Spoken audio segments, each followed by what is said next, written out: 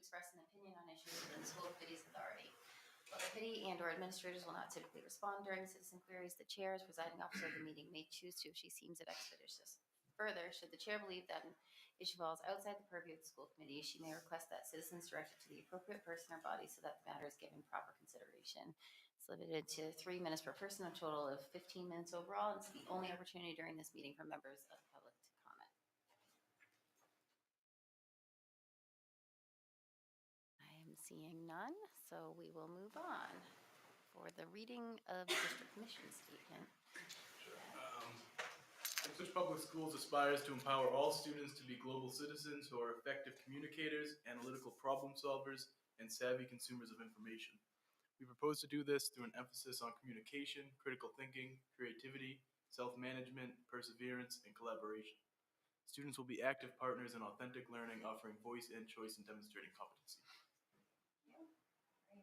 Announcements and special acknowledgements. The next school committee meeting will be Thursday, November 20th here in the Ensemble Room at 7 p.m. The Athletic Policy Working Group will meet Thursday, November 13th at 7. Mutual Concerns will meet Monday, November 17th at 4. Traverso Weatherall Grant Committee will meet Tuesday, November 18th at 3:30. And the School Building Committee will meet Tuesday, November 18th. And Communications will meet remotely Wednesday, November 19th. Anything else? So I have a few tonight. Start with a somewhat somber one, but last weekend, the Ipswich community lost Ted Spinelli, whom I would call a champion for children. Ted was very active in the Ipswich community, but particularly so in the Ipswich Public Schools. Over the years, he served on school councils, interview committees. In fact, he was on mine 9 years ago. The Payne Grant Committee, the Building Committee for the proposed field house at Jack Welch Stadium, and I'm sure a few more that I'm not aware of. Ted was also very active in youth sports over the years and was deeply involved in the football program and booster club. In his eyes, it was all about the kids and making sure that they all had a good experience. Ted will be sorely missed. May he rest in peace. The other special acknowledgement, I want to give a shout out to the drama department and all of the cast and crew for the production of Godspell, and also the high school choir's fall showcase that took place last week. Congratulations to all that were involved in those. Anything else? I've an announcement to make. I've spoken to each of the school committee members about this either last night or today, and I was not expecting this big of an audience here tonight for this, but here goes. I will be stepping down from the school committee effective November 20th. I've been in this position for almost 5 years, just a month shy of that, and I don't think I need to tell anyone around this table that it's a lot of work and stress, and if I would be lying if I said that my health and my mental health and my happiness have taken a hit. So since making this decision a few weeks ago, it has become really clear to me that it's the best decision for myself and my family. I'm fine, I'm healthy. It's just the best thing for me. So I just wanted to make that announcement. And I also just want to say I feel like the committee's in really good hands, and I'm really confident in everyone here and all the work that you do. So it's been a pleasure working with everybody. I'll have this meeting, next meeting, and I don't know, that's it. So, and I'll still be here for everybody as a sounding board and support network. I don't know how I'll be involved in the community, but I'll do something. So after a little bit of a break, so. That's all. Thank you. Thank you, Kate. Next up, community presentation, overnight field trip request, the Interact service trip. And we welcome back student and Interact Club member, Maggie Carlberg. Oh, this is new. This one's a little different. Okay, well, last time I kind of gave you the rundown on what I was thinking and what I was talking about. I talked about stepping out of our bubbles and what all of this really meant, and I ended up leaving the meeting feeling pretty, I don't really know what the word was. Keith asked me, he said, tell me one word for how you feel right now. And I said, determined. And he used that for the rest of the week to try to motivate me to figure out more and to talk to the people more. I spoke to the president of Partners in Development to make sure I could work out any little chinks in whatever I knew. I spoke to my family. My parents, honestly, they are so supportive and wonderful, which, first of all, I forgot to say this, but thank you so much to everyone who came. I have such a lovely team of people here. I have 3 prospect chaperones here with me as well, and they've all been so wonderful, giving me such great guidance. But my parents as well, they've been coming and helping me out through this whole thing, and they actually were kind of surprised when I was like, oh, yeah, I'm presenting this to the school committee, and they were like, oh, okay. Um, but it ended up being something. I presented it to them, and they were like, "Okay, you're actually making a good case here." So since then, we've been doing as much research as we can because, in all honesty, I had never heard that it was a Category 3 travel advisory. And then I came and I spoke with people, and I figured out what that actually meant. And I spoke to the president of Partners in Development. I spoke to the co-founder who you met, James, and I put that slideshow in your document folder or whatever it may be. I didn't want to have to read it all out for you. You know what I have to say. But in terms of that, I hope that that information that I spent the past couple weeks researching can help you out a little bit. But I also wanted to say that something that Miss Kavanaugh pointed out to me that I really liked um, was what Jack reads at the beginning of every school committee meeting. So he says, we want to empower students to be global citizens, and we want to empower students to be all of these things. And another thing that I was pondering a lot was, why does this have to be a school trip? That was a question that I was also getting. And for some reason, I just knew whenever someone was like, oh, what if it wasn't a school trip? I was like, well, if it wasn't a school trip, I wouldn't be doing it. I would probably just leave the idea somewhere else. Because the purpose of it isn't that it's a school trip. It's that this club has come to be so much bigger than just school and just Rotary, which again, this does have to pass through Rotary if it's going to happen as well. I was not able to present to them during the time that we were gone. They just wanted to hear your decision first, but we are a Rotary and a school entity. And my reasoning for wanting to do this through Interact is because it's so obvious to me, being in this club, having these officers that also put together a research paper for you, which should be in your drive. They surprised me with that. I didn't ask them to do that. They all worked together and made a research paper just to support me. It's just a group of people that I would want to take anywhere in the world, and I want to give them that experience. Speaking of which, we spoke a little bit about applications and what that would look like, and for the kids who can and can't go. So I looked into a couple of alternatives. There are some service projects out of Boston, most specifically like Woburn area. Connor's Kindness Project. I've worked with them before, and I've also worked with a shelter in Peabody that is really in need of help and in need of people to come and help them out there. And I have a very capable group of people on the board, and I have full faith that they would be able to take the club there. And we have Rotarians here and school people here who want to help out with that. So that could be something for them to do. But the long-term goal for this would be that if it's something that goes well and is successful, that the kids who are younger who want to go and can't go this year could go another year, and they would have that opportunity. But how that would be selected, I want to put it out there. I am not going to be like, all right, who's my friends? You can come with me. I am going to leave that decision up to the adults who are going on the trip. I'm going to leave that up to whatever our chaperones may end up being, as well as the advisors of Interact, because they know the kids and they know us, and we want to make sure that they're getting the most fair shot. Obviously, I'm going to do my best to be unbiased in everything that I'm doing here, but I'm also a human being. So I'm going to let them make that decision themselves. And whatever that may look like will be what I follow. But I was also under the impression you guys might have some questions, so I would love to answer those. I'm going to to the go best of my ability. around. Jenny, do you have any questions? No, I think you did so much research, and you accepted that there is a travel advisory, and you researched that, and you made excellent points Thank you. in the new information that we have. So Thank you. I'm good. Thank you. I do have a question. Yeah. So the 10 participants, potential 10, how I see that you have an application in here. Yes. But I know Interact is a big group. Yes. And I'm familiar with how other high school international field trips work, and it's Yeah. either, French class, the Spanish class, the music department. How do you figure out which 10? Yeah. Who makes that decision? Mhm. Yeah, can you tell me a Yeah. little bit about that? So the 10 would be out of the 80 some students we have right now. First of all, a couple things will be taken into account that I have written down that I think teachers will want to look at are things like, have you ever traveled before? Do you speak another language? Especially, do you speak Spanish? That's really helpful. But when I spoke to people, even the senior class who are all really interested, I have like a group. I actually sent out a form. I have 30 responses saying, yes, I'm interested in this.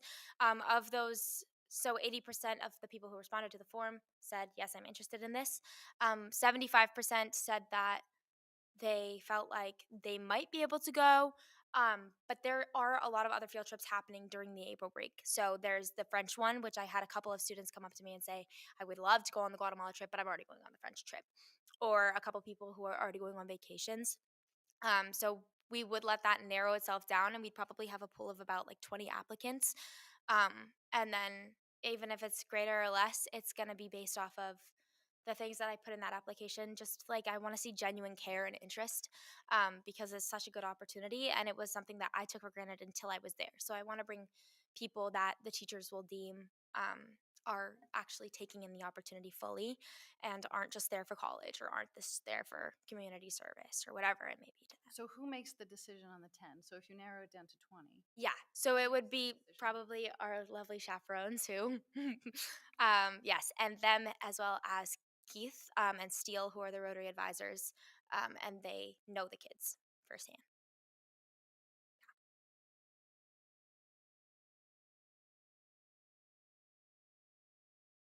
Thank you.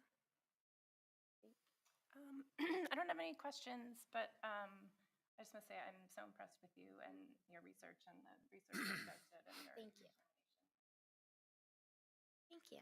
I will probably abstain because I'm not going to sort of be here, but um, I do still sort of have some concerns.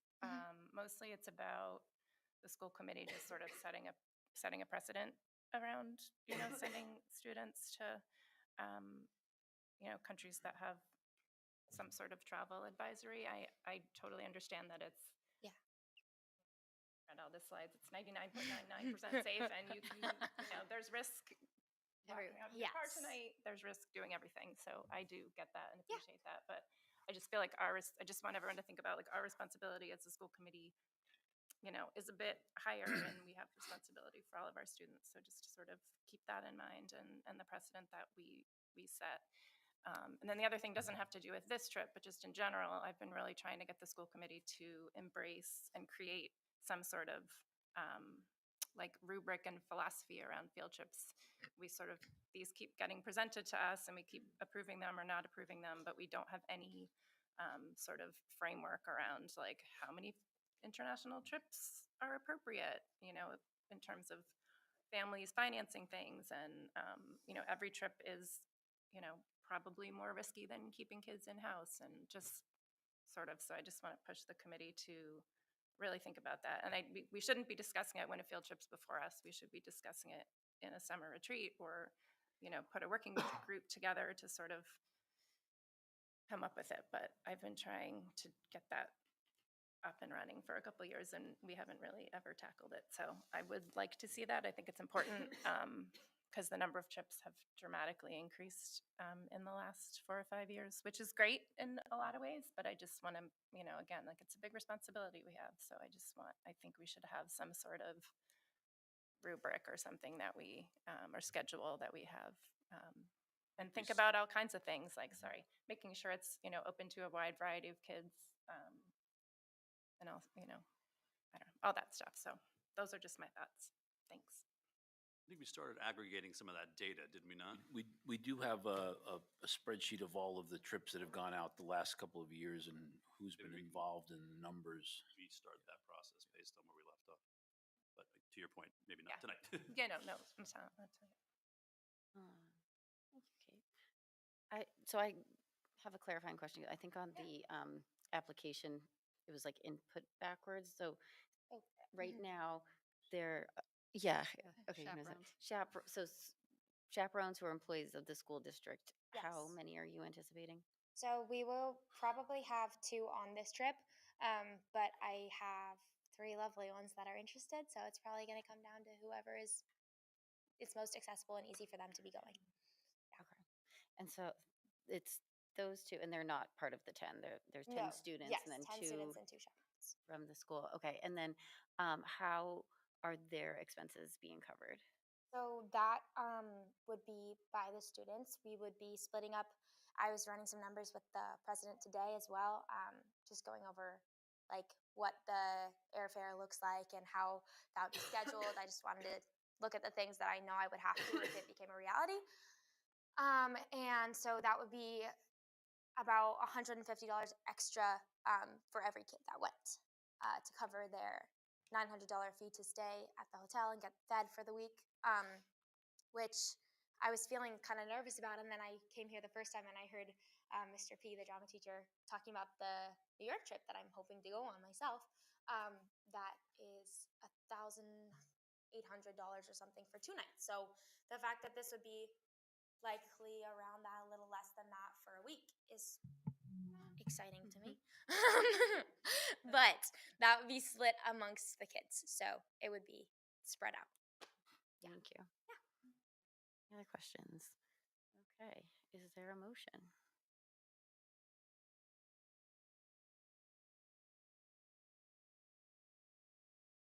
Language would be here. Strong suit. Keith makes us practice. You got this, Matt. You got this. Anybody have the actual language of what the Let me just ask a question while you're looking for that. I still have safety concerns. I 100% support the mission. My boys have had opportunities to do those things. I think the trip is wonderful. The intent is spot on. Fully the spirit of what we want for our students, for the district, for Ipswich. Should the school committee decide not to support it because of the location, would you look for an alternative trip to, or a similar trip but to an alternative location? I've looked into that a couple times. But at this point we just don't have enough time to plan that for this year, so I would probably pass that on to my future officers. It's also much more pricey through things like World Vision and etc. I know, thank you so much. I know Partners in Development has their other trips, but they're not sending people down there because of safety concerns right now. Which is one of the like safety things that we spoke about last meeting, but also I looked into a couple other places and it's just I don't know how much I would be as interested because it's just not as personal. I think that part of the reason why it's so appealing to the kids that I've spoken to is because they've met the president of the organization and he's right downtown and we talk to Tally all the time. So I think that that would probably deter me a little bit, but I don't think that it's going to stop me from doing something of this sort. Because I do feel very passionately about it and I love this club and I don't want to leave it without doing something important. I don't know if this is right, but motion to approve the Interact Club trip to Guatemala and for April of 2026. motion? Hold on. Second. Okay. Moved by Matt, second by Jenny. Further discussion. All in favor? Opposed? Abstained? And passes. 4, 1, 2. Yes. Congratulations. Thanks. Thank you. Look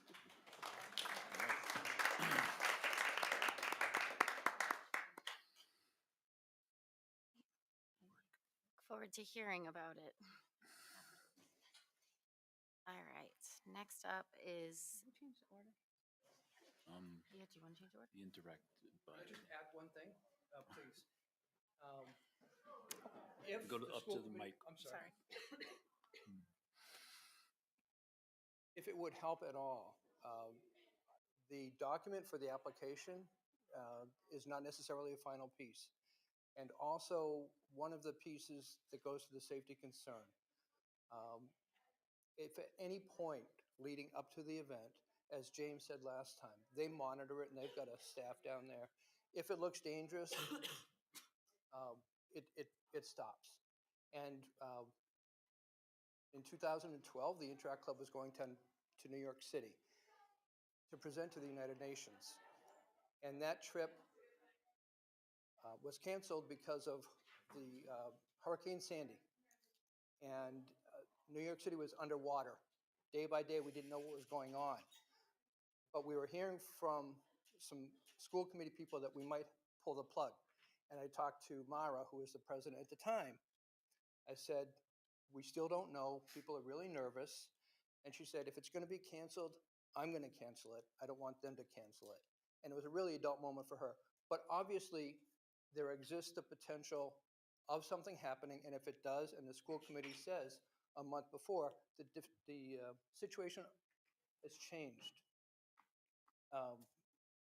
They want to have the trip, but they're smart about it too. So obviously, you guys always have the right to pull the plug if it gets dangerous.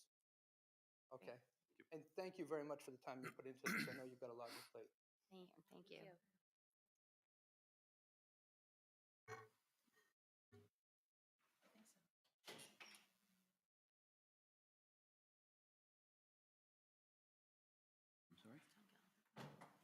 Oh, okay. All right. So we're going to go out of order here. And we are going to jump to the school improvement plan. We welcome back Dr. Tracy Wagner, Director of Teaching and Learning, and the administrative team.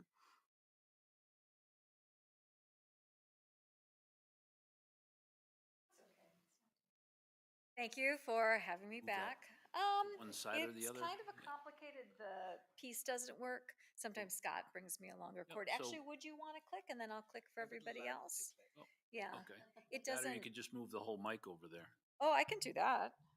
Is that okay? Yeah, oh yeah. Well, then I can do it, Adam. Thank you. Oh, thank you. Thank you.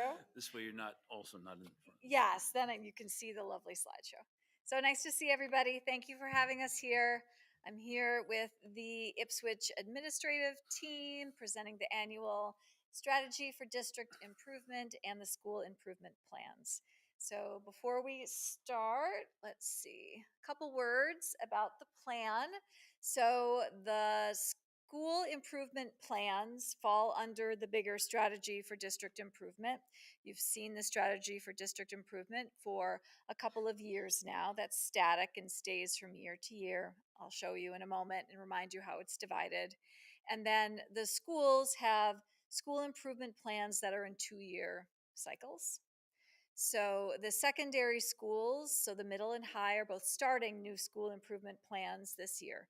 So you'll hear their brand new plans. Those have been brought in through feedback from faculty, from parent councils, through administrative team, and shared here tonight. The elementary schools, however, are in the case of Winthrop in their second year of their school improvement plan. So obviously it's the same as last year. So Dr. Lukey will be presenting about how it has looked over the past year to the best of her ability. Doyon, in exciting news, is in a third year of their school improvement plan because next year then they'll be able to start the same cycle. Our elementary schools have always been separated by a year. So while they've had the same plan, they haven't been able to plan as well as they could because they've been off. So all this is to say, going forward, starting next year, our middle and high school will be in the same cycle of planning, and our 2 elementary schools will be in the same cycle of planning. So that's fabulous. So here, this mentions just some of the other docs that we use to plan. So tonight I will talk a little bit more about the overview, and then I'll hand it over to each of the principals. Here's the overall vision and mission and theory of action.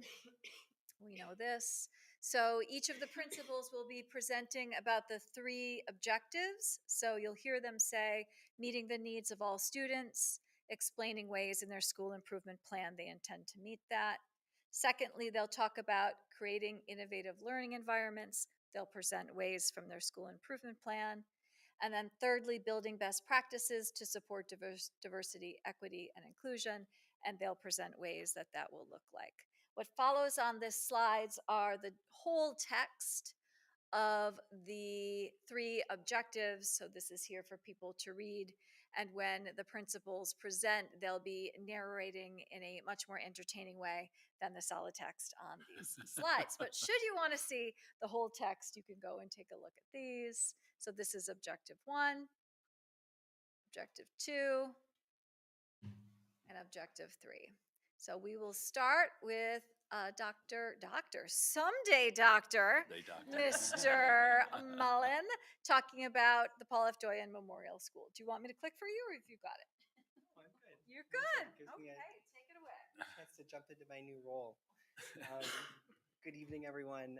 My name is Adam Lighthouse Mullen, and I'm the principal at the Doyon School. This 2025-2026 school improvement plan is really representative of all of the work of the stakeholders in our building.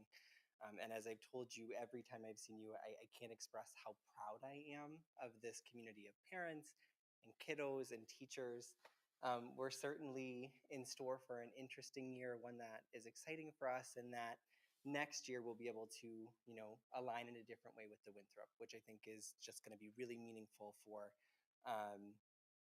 making sure that the work we're doing is kind of headed in the same direction. We've done a really good job the past several years of doing that, but being able to start in the same page just gives us kind of an upper hand in terms of making sure that what we're doing is as meaningful as possible.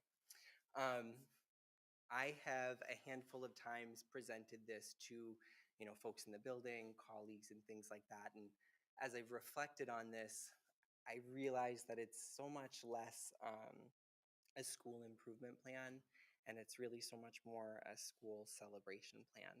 What I mean by that is, even though a lot of this speaks to where we're headed and what's to come, a lot of it is rooted in all of the really good work that we've been doing. Again, as Dr. Wagner had shared, we're on a one-year plan, but we really wanted to make sure that the one-year plan was as meaningful as possible, and it was still a year of growth for our building. So I wanted to go ahead and just share with you this visual. Last year, we had kind of started our theme with Together We Care. And the idea behind it was just to kind of really build the tight-knit culture in our school community. And that's something that's always been true to Doyon, but we really wanted to maintain and strengthen that. And this year, we've moved into the idea of Together We Grow. So we've kind of built this tight-knit little family, and now that we're in a good spot with a really solid foundation, where are we growing from that? So students, faculty, staff had all kind of, imprinted their hand on our Together We Grow tree, and it just represents the roots that we are kind of building throughout our school community to continue to flourish and grow. I did just want to take a moment quickly to acknowledge my partner, Assistant Principal Ben Incasa. It has been a game changer for us at the Doyon School to have our full-time assistant principal, and in truth, I couldn't imagine anybody else being my right hand in this building. It's been very lovely to have such a student-centered, warm, caring educator. So for those of you who haven't met, this is Mrs. Ben Incasa right over next to Dr. Lukey. Okay, so goal 1 surrounds meeting the needs of all students. Goal 1 reads that, we're working to ensure that all learners are provided with supportive and rigorous educational experiences that meet their social, emotional, and academic needs. To meet these demands, we have kind of 5 benchmarks that we're working on this year. Some of them had started last year and they're growing this year. So the first 2 pieces are all around looking at student assessment data and making sure that as we're looking at the data that indicates how students are performing, we're making really meaningful educational decisions. We want to make sure that kiddos who aren't quite meeting benchmarks at grade level are able to access intervention to meet those benchmarks. And then at the same time, we also want to make sure that kiddos who are meeting benchmarks are able to extend their thinking. So we've had a really positive experience with literacy coaches, math coaches, additional school counselors, all being able to stop and take a look at how kiddos are doing and making sure that teachers are well supported to support instruction that's meaningful for kids. A kind of a sub-step of that is the second notation there, where it talks about implementing power routines and interventions. Essentially what that means is we want to make sure that, 1, we understand exactly what kiddos need, and then we want to make sure that the routines and practices that we're implementing are research-based, most meaningful interventions and responses so that we're not wasting any time with kiddos. We've only got 184 days. We want to make sure that we use every minute as wisely as possible to move achievement. The next piece, and again, it goes to those instructional coaching opportunities, is just to continue to support our coaches in literacy, coaches in math, our SEL counselors in coaching staff, to make sure that teachers have opportunities to professional resources to do this work. Again, supporting teachers and professional resources. We're continuing with professional development around responsive classroom. That's our elementary district pedagogical approach to kind of structuring what learning looks like. And then we're also making sure you guys know about Wit and Wisdom and how we're in year 2. Teachers have done a beautiful job of unpacking this mountain of newness. And even though they're in year 2, we want to make sure that they still have the support they need to be really successful. The good news is I think teachers are kind of like getting it now. And so they're expressing to us like, oh, we're seeing benefits here, exciting parts there. And even though they're feeling good, we want to make sure that they still have access to the support that they need. And then as you learned last spring, during the budget season, we did have an increase in standards around health. And so we brought in a health teacher who's wonderful, Miss Woods. She's done a fantastic job of settling into both school communities. And so we're just supporting her with the implementation of that Health Smart curriculum. Goal 2 is all around creating innovative learning environments. So we want to make sure that even though there are like the must-dos, right, like those curriculum things we have to do and get through, we also want to make sure that kiddos have a really innovative learning experience. And our building is really well positioned to do that. So some of the ways that looks, we want to strengthen and reinforce those responsive classroom practices.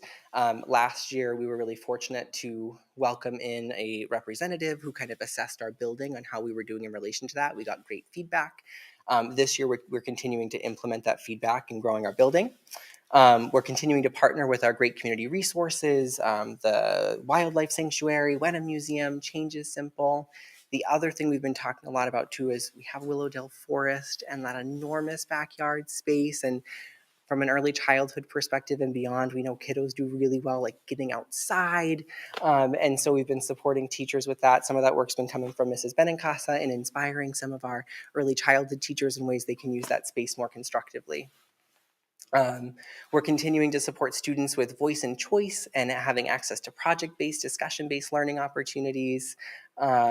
Again, we're continuing with meaningful PD. This one kind of aligns with making sure teachers have ample time during common planning box and staff meetings and curriculum meetings to make sure that the work that they're doing is able to be innovative, right? We want to make sure that professionals have the space and the time to think and do what they do best. So we're really trying to honor that. And then the last piece that kind of ties into responsive classroom, I know, Haley Rist, who's a Doyon parent, and some others have heard me talk about cares and cares and cares and cares.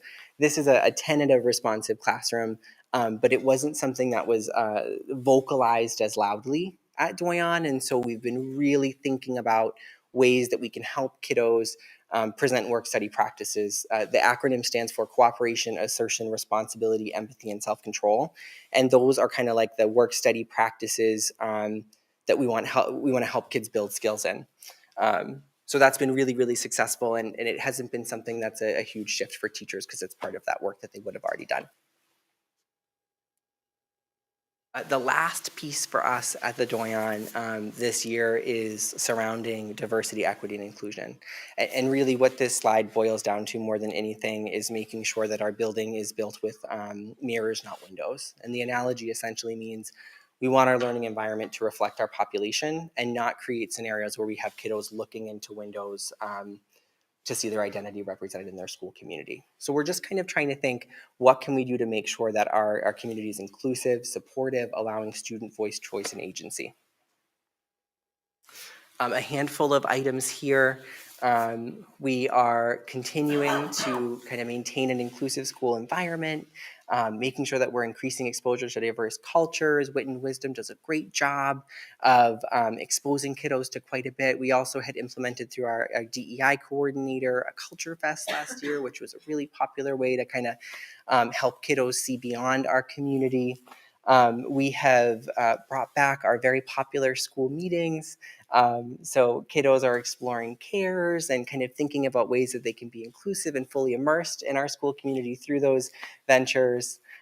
We also have a number of different kind of student clubs and organizations. So our student leadership team, our CARES Club, our deep enrichment programming, our culture fair, all of which are meant to build up students and allow them the chance to be leaders in our community. And then the last piece, and been very fortunate to partner with Dr. Lukey on this, is really thinking about, we do a great job of welcoming families in for events, but we want to welcome families in for events that help families to understand how they can partner in their child's education, right? So bringing families in for literacy nights, math nights, helping them to engage in instructional materials with kiddos, being cognizant of some of the challenges that plague parents and families around angst or worries about social adjustments or developmental norms. So, Dr. Lukey and I, in conjunction with Dr. Wagner, have been thinking about how do we bring resources in, and then also we have really wonderful educators who are experts in certain areas. How do we support them in sharing with our family population some different strategies and support? So just trying to think, how can we bring families in? How can we audit what families are looking for support and then respond back? And then my last piece really is just a thank you. We have a wealth of community supports, more than I have seen in my career as an educator in this community, and I just continue to think it is such a gift. So thank you to you all for supporting us in partnering with these folks, and we're just grateful to be able to build up the relationships to support our kiddos in school. At this point, I'm happy to answer any questions or wonderings, or if there's anything that you're like, oh, we talked about this last year. I'm all yours until Dr. Lukey's all yours. So.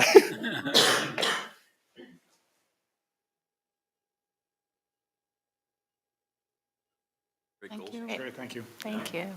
Really impressive.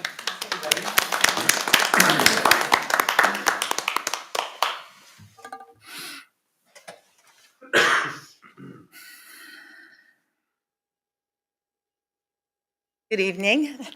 Thank you for having me here tonight, and I'm super happy to be part of the Ipswich school community here. I came in the middle of August, and it's been an amazing transition. Supportive administrative teams and staff and families. So I just want to say thank you for that. I also have an assistant principal here tonight, Mr. Aaron Clark. And he has been a super help in really getting things up and going even before I came on board. And we've been working together as a team to really support students and families. So I just want to say thank you for that. You can see here our overriding vision for our school improvement plan. It talks about a community of learners inspired to act with compassion and integrity and joy. Really, with this, I think the key takeaways on this involves having a true understanding of the developmental levels for all students, helping students have that sense of belonging. We create an environment to really foster growth for students, and that's going to involve creating that safe haven for kids so they feel comfortable. You're going to have our staff and teachers really understanding students where they're coming from, being there, being available, being a resource for families, but really understanding that vision of compassion.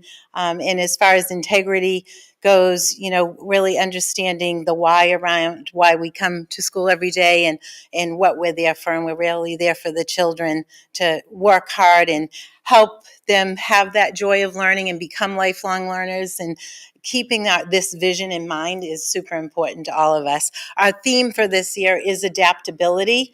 And actually, Mr. Clark was the one who came up with that and has been perfect for us as well to have, being flexible. And the staff has been tremendous in really kind of helping us get the lay of the land and jump in and be flexible as we have joined in as a team as well.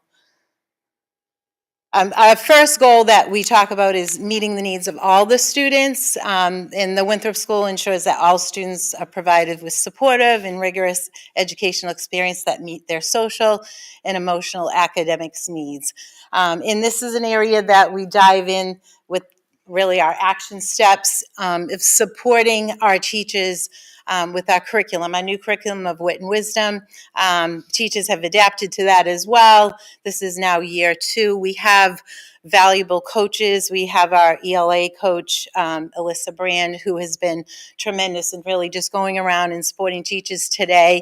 I was in with the grade level teachers and listening and hearing how they're feeling about the program and really kind of just adapting as we go along to different challenges that they may be having. But the program itself has really elevated the curriculum a little bit more, and that coaching and support has been extremely valuable as they go through and look. We support our students with disabilities, collaboration. There's been a new rollout for working with the IEP plans, so really just being available and supporting with that. And then the teachers within the classrooms, they follow the model of the responsive classroom, and with that, they really are helping kids get those critical thinking skills and feeling that ownership with their learning as well. So I've seen really great things with that. Myself and Mr. Clark have high priority getting into the classroom and being visible, being out there and really kind of letting the kids know who we are as well, but also showing the teachers that we're there to support them as well. It is a trauma sensitive school as well. Teachers are in a LIFTS program that talks about trauma. Really thinking about the whole child. And I think that's what we are really focusing on. We have counselors that are available for kids. They're available. They run lunch groups. They're in the cafeteria. They're in classrooms. They're at morning meetings. And they've been working on curriculum as well and kind of piecing those things together so that we're working with them. They have the little spot for the pre-K to 2 kids, and then for the Mind Up curriculum for grades 3 to 5. Really talking about self-regulation and helping kids feeling that calming sense so that they can focus on their learning. We have our data teams, teachers at the grade levels. We spend time taking a look at data. They get together as a grade level team. They look at the benchmarks closely and work with our coaches as well on that. We have our math coach, Miss Katie Norris, too, and Alyssa Brand, the ELA coach, and they're invaluable to help the teachers along with that as well. But finding where the needs are, where the successes are, and where some of the areas where there might be more interventions needed. So that's the important piece on the data. We do have a new health teacher, like was mentioned, in Jamie Woods, and she's been amazing. She's in there with the kids. She's also working on that Health Smart curriculum, and she's also going to be aligning with our counselors too that are in the classrooms. So really positive things going on in the classrooms. Our second goal is creating innovative learning environments, and this is Winthrop will ensure all students are immersed in engagement in challenging academic programs built on the successful habits of mind. With these action steps, it's really important to, again, look at the different kinds of learning styles kids have. Student engagement and motivation comes into play here. So the creativity is amazing that these teachers are working on. I mean, we can say firsthand just this listening to the kids and the active role that kids are taking. Lots of pair shares going on within the classrooms. Lots of thoughtful questions, and the answers and the responses kids are coming up with is really great. So they're learning, and the teachers are working with the kids in a way that they're willing to persist. They're willing to raise their hands and take risks when it's hard sometimes. So I observe that patience that is going on by the teachers. They give them the wait time and they have them try again. And I think that's super important to, again, help them enjoy their learning and realize that they're just beginning their careers here in education, but they're going to keep going. And I feel that support within the school culture. The other area here we're looking closely at is the supporting the environmental awareness. We have a green team. We have parents that have been amazing, helping. They come in once a month on Fridays. They make fresh salsa for the kids, and it's really amazing what they do. They come around. They do all kinds of things, helping kids have that awareness of their environment. We've done the costume swap, composting, all those things are going on. And again, that's with the partnership of our families. We're collaborating with students and educators to provide opportunities for choice-based learning. Again, give them that autonomy to be able to have choice, and that also helps the kids feel comfortable in even just what kinds of books they're reading. They have library time. They do all kinds of things and really helping developmentally to have the different opportunities. Some pictures here of the music department, kids at dismissal time. As you see, Mr. Clark and I are always out there in the mornings and at the end of the day to just really be visible and available for the kids to reassure them when they need things. And this third goal is building best practices to support diversity, equity, and inclusion. We have 2 ELL teachers that have been super helpful, Miss Lisa Nyland, and then we have Miss Jean Dutcher. Yep, and so they really are in classrooms working with kids as well, and they have some groups that they work on. But this is a great model to help support and create that sense of belonging, help kids feel comfortable within the school setting. We've continued on with the program for the No Place for Hate. We have our DII committee district-wide. We're continuing to implement those activities and focusing on their identity and sense of belonging as well. So that's another place where we're focusing on. And just promoting good attendance. We've had attendance support meetings for anybody who might be struggling with attendance. We kind of look at their whole picture, why we have access to different resources and wraparound services for kids that may be struggling, but really good attendance, good healthy habits, and just being there as a resource for families too, it has been important. One of the big things that we are putting in place as well is some school-wide assemblies. We have a big assembly coming up for Kindness Day in November.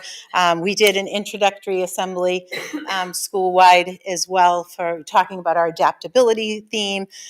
We've done lots of things to kind of just build community and then also build trust around the school for culture. The kids get excited and look forward to these different things, so we feel it's important. So we look at different themes that may be going on. So we're continuing on with that, and we're also providing opportunities for parents. We did have a parent coffee early on and just getting to know myself and Mr. Clark and having parents meet the stakeholders, key stakeholders where they may have questions. We had a great turnout for that. But we also would like to do some evening programs for parents, and we are looking with our school council at maybe surveying families and see what kinds of topics that they may be interested to really help and support them along the way. I think that's just about it for me. But if you have any questions, I'm more than happy to answer. Other than that. I have to say, just for both elementary schools, bringing the parents, the guardians, caretakers in is so important because it's so easy to say, oh, you're home. Okay, great. Moving on. You're going to learn that there. You're going to come home and do something else. But if you can incorporate the parents or the guardians, that's great. So I like that you guys are focusing on that. Thank you.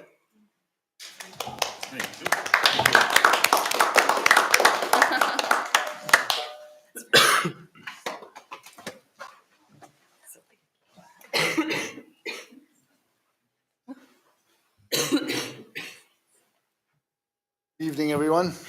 Peter Gianolfi from the middle school. Adjust this a little bit. I'm wearing the flag. I know it's Veterans Day is coming up, so it's a patriotic mood. Back into it there. Just want to be able to see my Technical difficulties here. All right. Yes, so our goals are the same as the others to start. Our action items are the differences, so I'm not going to reread those because they're the same for all the schools. But so our action steps for our first goal, we have a few different ones. The first couple are really around data. We're really focused on data this year, and even more so going into next year. So what that means for us is we have an MCAS breakdown. We look at that. We look at all the different gaps and see how we did and compare things. We have a whole day, Thursday spent on that. But mainly these two goals are around our iReady, which is our formative assessment system, and how we use those. So in sixth grade, our iReady gives formative lessons. It'll break it down and tailor lessons for every student that needs it, really tier 1 and tier 2 interventions for students. So if a student's doing weak in, let's say, a division, they'll get more work in division, whereas the student next to them may have some other needs. So we can really tailor that. So we use that in English and math. That's similar.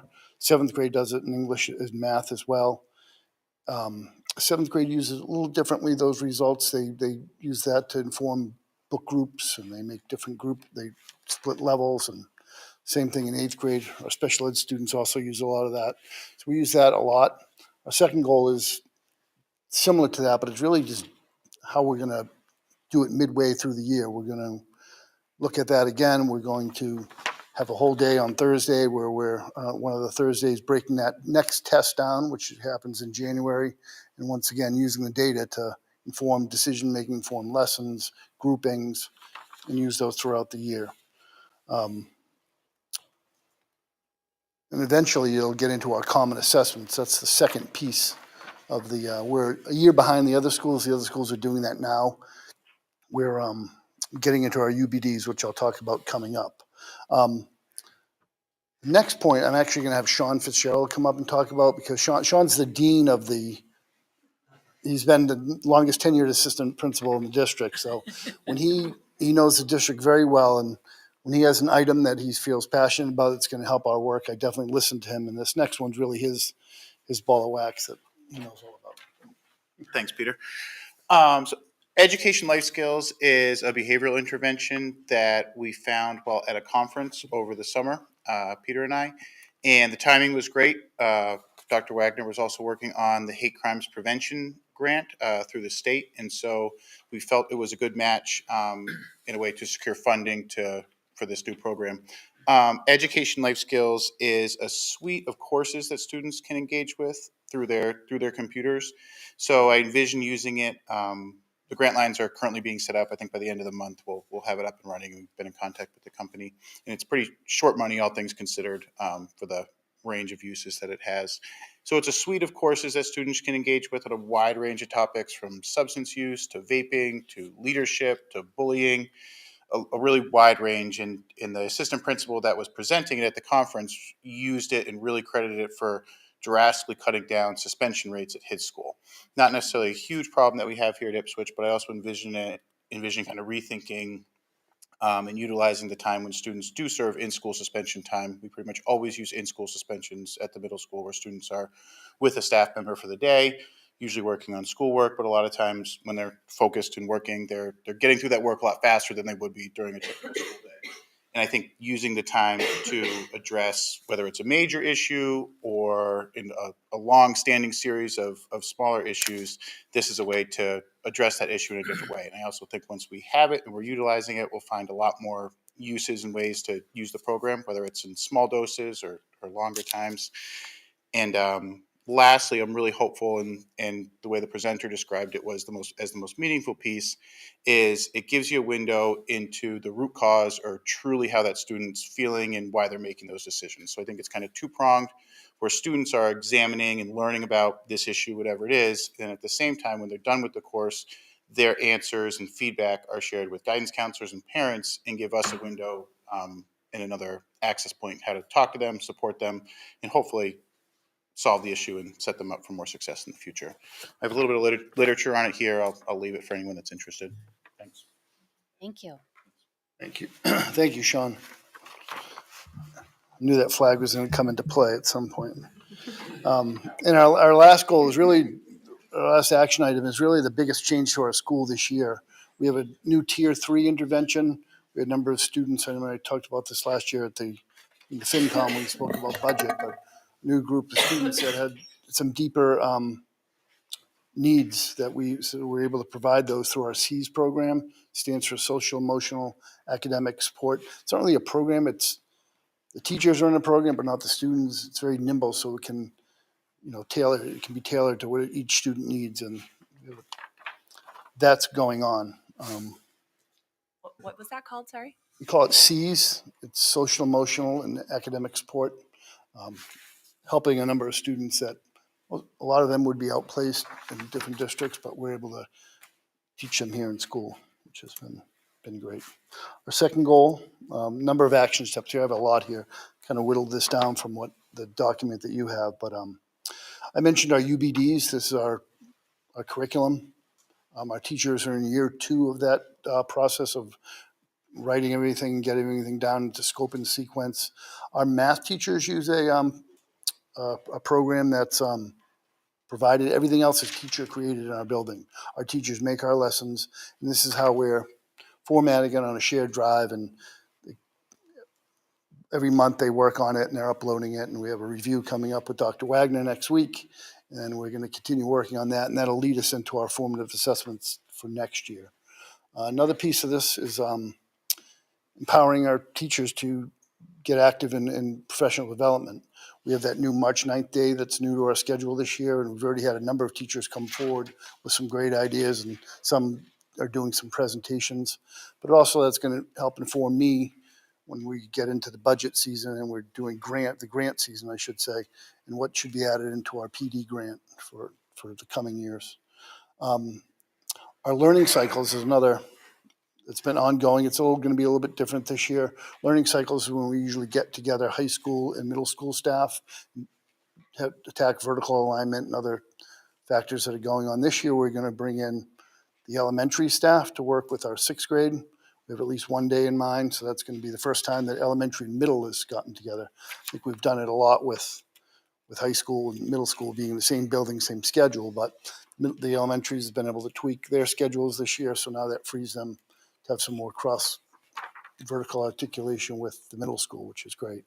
And we're going to do 2 of those cycles, and then the following cycle is really going to be, the last learning cycle is really going to be about data. Like I said earlier, the high school is they've finished their UBDs, and now they're into their common assessments, and we're going to meet with them at the very end of the year. They're going to go through their process. We'll learn from them, so to speak, about what they've done in their process, because we'll be embarking on that the following year. Next, we have we have a grant this year that we partnered with the Triumph Center. They're providing a lot of professional development on a weekly basis. We have Dr. George comes and meets with our staff from that SEAS program, and he's consulting with them. We also have another doctor, Dr. Barry, who comes monthly and talks to our whole staff about trauma-informed and de-escalation techniques and how that works with the students and how they can incorporate those into their class. So that's we've only had it twice so far, but it's been well received. Next, we talked about AI. We added an AI slide in here because that was been part of what the district we used on our first PD day. We spent a lot of time with that. In the middle school, we don't have our students using AI. It's hard to avoid it. Anytime you open up a program, a phone, and Google, it's automatically embedded, but we don't use it per se as a tool in the classroom. This is more for our teachers, learning how they can expedite their work and get deeper into helping students. For instance, we had a teacher just the other day was talking about how wonderful it was. She's a 6th grade ELA teacher, and Jen Kudos, who's fantastic, and she has the students doing a lot of writing, and it's really hard to look at everything and give so much feedback to everyone and generate more questions. AI is helping with that in a quicker pace to be able to give each student individualized questions to think deeper on within a day. They'll write something, and the next day they can keep doing it, whereas prior you'd have to spend hours and hours and hours finding those questions and probably not getting as deep and as many for each kid. So it's really been helpful that way.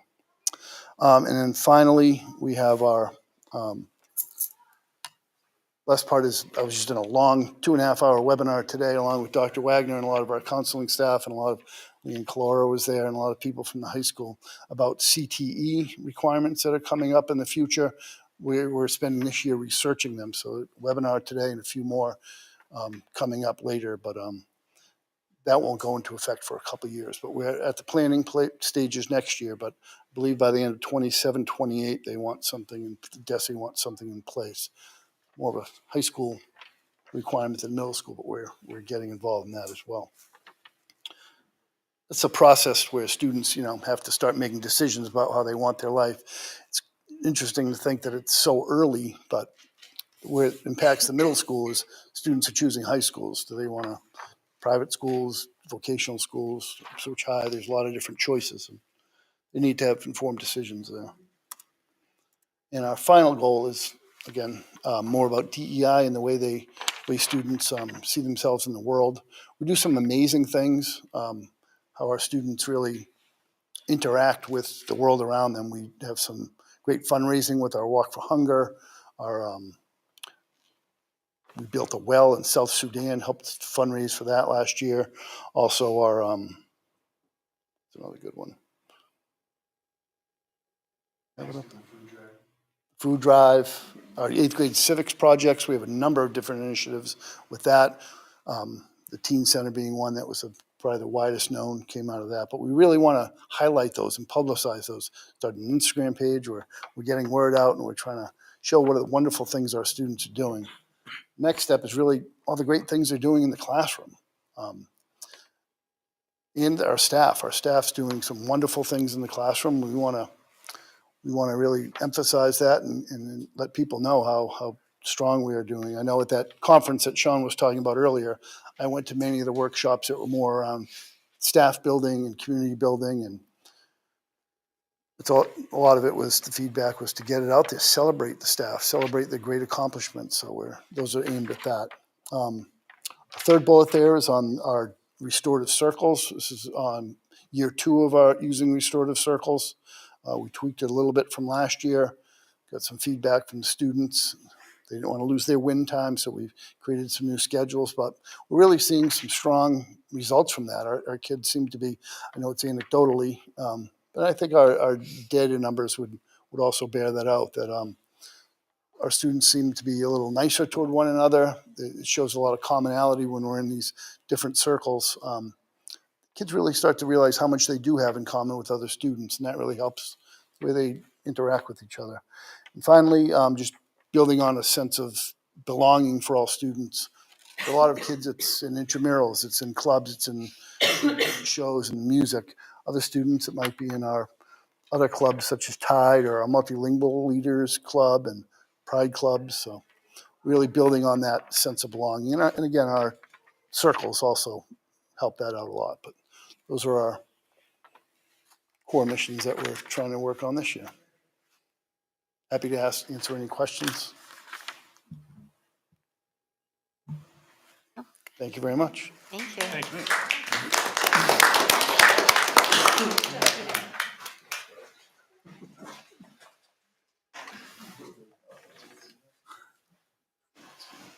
Everyone, I know that you're accustomed to me wearing a bow tie on Thursdays, but it was Spirit Week this week, and I know this outfit looks like it's kind of obnoxious, but you should see Leanne's outfits. And obnoxious in a good way. She's very enthusiastic. The kids come in the building, they're looking forward to see what's Miss Calora wearing today. My personal favorite is the USA Day, when she had the glasses and the crown, all red, white, and blue. I really have to step up my game. So this is one of my attempts, my Tiger Hawaiian shirt. It was our staff theme with today was Hawaiian. So I'm holding down bow tie Thursday. appreciate that, Mr. Clark. Yeah, it's been a long time tradition for me to wear a bow tie on Thursday, so it's I feel a little strange. But anyway, here's our plan. Our mission statement. So we rewrote our mission statement last year with a lot of feedback from different stakeholders, and this is our final product. We're very proud of it. A common theme that we heard from parents and students is this need to make sure that we're learning about transferable skills that have relevance in the real world. So we're not just in our content silos, but how do we take what we're learning in the classroom and applying it to the real world? So that's going to be a theme that comes up. I apologize for I'm congested. Last week I was laid out with a weird virus. It wasn't COVID, it wasn't the flu. So kudos to Leanne for holding down the fort without me for almost the whole week. I struggled in for a couple of half days, but that was it. I feel like I'm always sick the night of this presentation. I don't know what it is. Anyway, so our first goal about ensuring every kid has exposure to a rigorous educational experience. We're going to continue to look at our MCAS data, of course, because it's very important. But if you remember last year, we wanted to get 3 out of 4 points in ELA and math. We focused in more on a target audience of our lowest performing students because they carry a lot more weight in our accountability data. We're going to take a look at our placement practices for honors and AP courses to make sure that students who are showing the willingness and the capacity, the work ethic to take these upper level classes have that opportunity. At the same time, making sure that students have a balance so that they're not overextending themselves to the point where other parts of their life or their mental health is taking a hit. So we're going to take a look at our enrollment practices in our upper level classes. Another thing you've heard about tonight repeatedly is having data cycles. We look at assessment data to make sure that we are adapting our instruction accordingly to address areas of improvement for kids and building on our strengths. Typically, in the past, we've worked a lot with our MCAS data. So MCAS is a summative assessment, but we do try to take what we can if we look at trends over time and see where we can get better. But we're trying to develop these common assessments so that we can have more timely data so we can intervene before the MCAS happens for sophomore year. We do want to expand our business-related curriculum. We've had, over the last several years, we've had several students taking VHS AP Economics, one of our students right here on the committee. So if possible, if the budget allows for it, we'd like to try to incorporate a business teacher so we can take some of the business courses from the math teachers who've been teaching those business courses, put them back into the math classroom, and have someone who has that business background prepare kids in almost like another pathway like we've had for our CNC machine. And again, we have that theme about transferable skills and learning strategies aligned with the successful habits of mind. Goal 2, about making sure that everyone has an engaging academic program built on authentic, profound learning experiences. Peter mentioned about how we're ahead of the middle school. We've already got our UBD curriculum documents in order, so our next step now is to develop these assessments that are aligned with those documents so we can continue to push kids along. The second bullet you might be curious about exploring different math sequence for 8 through 12. So part of that is people still hold on to the idea that calculus, especially AP calculus, is the gold standard. It's the brass ring that everybody should reach for. It might not be the case, but we want to make sure that we're offering that up to every student. And as we know, students develop at a different rate. So a kid might not get conceptually, they might not have a good grasp of algebra in 8th grade. That doesn't mean that they shouldn't be able to develop and get to calculus by the time they're senior year. So we're actually piloting with a couple kids this year, moving from advanced algebra straight into calculus, so with skipping pre-calc. Our math department head, Mr. Hughes, is optimistic that this could work as long as our curriculum is aligned and we're heading a lot of those pre-calculus standards in advanced algebra. So we're going to take a look at those 3 kids who tried this year and see if we can expand it again for the next year. Again, calculus it's a great ultimate course, and sometimes kids develop at different rates, so we want to make sure that everyone has a shot at it if they're really, again, willing to work hard. We will continue to utilize learning cycles around vertical alignment. Mr. Janolfi had mentioned that about working with the middle school towards the end of this year. And then that last bullet, again, you'll see the theme around authentic application of skills. So we'll empower our department heads to identify areas where they can get some PD around authentic assessments, so we can really make sure that our curriculum is preparing kids for a very rapidly changing world. And we have 2 slides for goal 2, so I'm sorry for how long these are. More authentic assessment, professional development, we'll look for that. And then the next 3 bullets are all around AI and what we can do to help students and staff develop the skills and knowledge around this rapidly changing tool that, in my opinion, is probably going to transform the way we teach kids in the next 10 years. Our third goal, as you know, is around DEI practices. So we will continue to find ways to help kids connect with their learning to the world around them. And we'll continue to examine our curriculum to make sure we have representation from all genders and races. We want to reboot and refine our day of service. We couldn't do it last year. It just was scheduling wise. It was just too hard of too big of a rock to push up the hill. But this year, we really want to get that going again. And then we're going to continue professional development, supporting all students, making sure that every kid comes to school feeling like they are seen and heard, and they have a feeling that they belong. And then part of that, kind of dovetailing in, we would like to expand our use of restorative circles and get more staff members trained in that particular technique. Today, we were lucky enough to have Mr. Krieger give us a demonstration about, or a presentation about how last year he implemented circles in his classroom to develop a community, build a community in his classroom. And he shared some data that he gathered through student surveys about how effective it was at making kids feel like they belonged in class and they felt comfortable with each other. And it was, I thought, hopefully inspired more of our staff members to sign up for the upcoming PD on restorative circles. That was my last slide. I'm happy to answer any questions you might have. Who was that teacher that you were just talking about? Can you repeat what class that was? Mr. Krieger, Jeff Krieger, is a history and social studies teacher. And it sounds like, oh yeah, history teachers, it's a lot more fluid. They can do a lot of different things. But we also had a math teacher, Ms. Allman, who spoke up in our staff meeting, said that she actually uses circles not just to build community, but also when she's teaching new concepts. And she said it's been very helpful. So we can do it in all subject areas.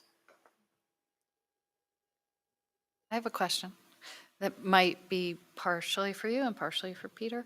I was looking at what you said about explore alternate sequences for math in grades 8 through 12 and the jump from algebra to calculus.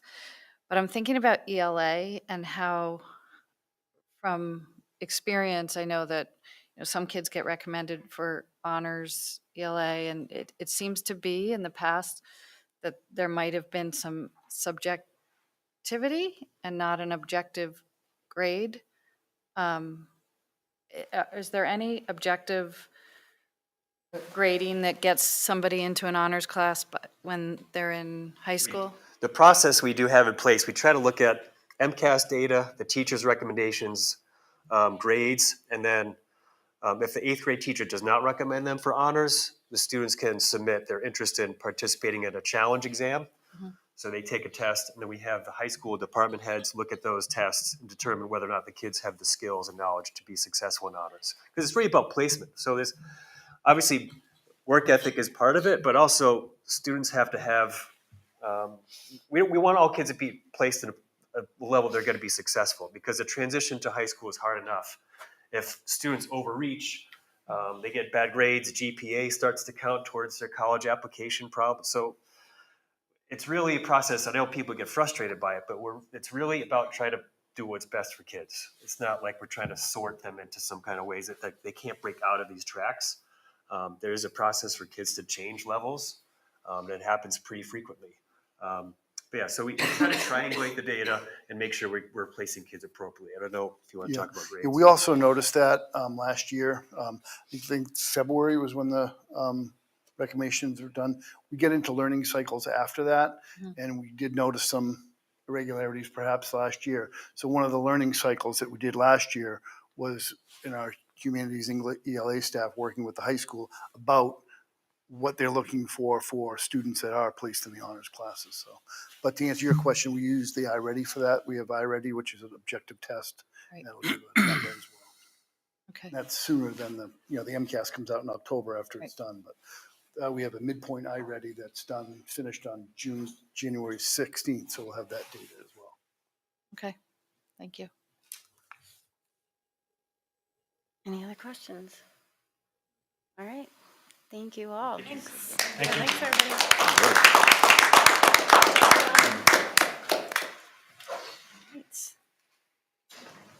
I hit the athletic fee thing now. Okay. Yeah, no, that makes sense. You guys can bail.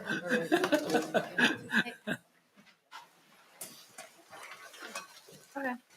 All right, next up, we're gonna have a little chat about athletic co-op fees. All right.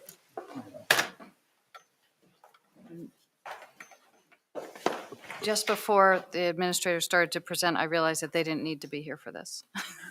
So that's why I asked Diana to quickly just change the order. So in your folder is a little spreadsheet that I put together called Co-op Athletic Fees.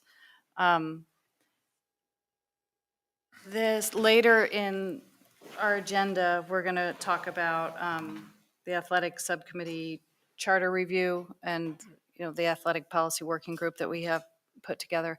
But this particular issue came up both in discussion with Dr. Blake. Kate sent an email with a family or a parent that she had spoken to that had potentially two students, two daughters. Yeah. Yeah.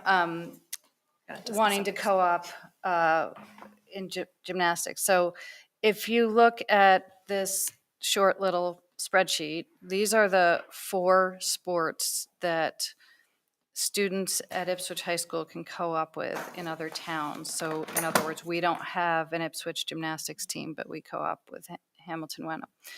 I think that this is probably a topic that would be well suited for a future athletic subcommittee of the school committee, but we don't have that right now. So I feel like it warrants a discussion with the body to discuss that students are participating in sports in Ipswich and paying a $650 fee. And then the next season, they're co-oping because our winter sports are the only co-ops we have. This doesn't happen in the fall or the spring. It's just the winter. And it's quite a bit of money. And if we had a gymnastics team and they already played a fall sport, they would have paid $650 and then not another fee. But this is on top of which. So I thought it just deserves a look and maybe an opinion of the group and maybe some input from Tom Markham about potentially an idea of supporting maybe the difference of or some type of support of fee from a revolving account that might help these families who are ultimately going to pay a couple $1,000s.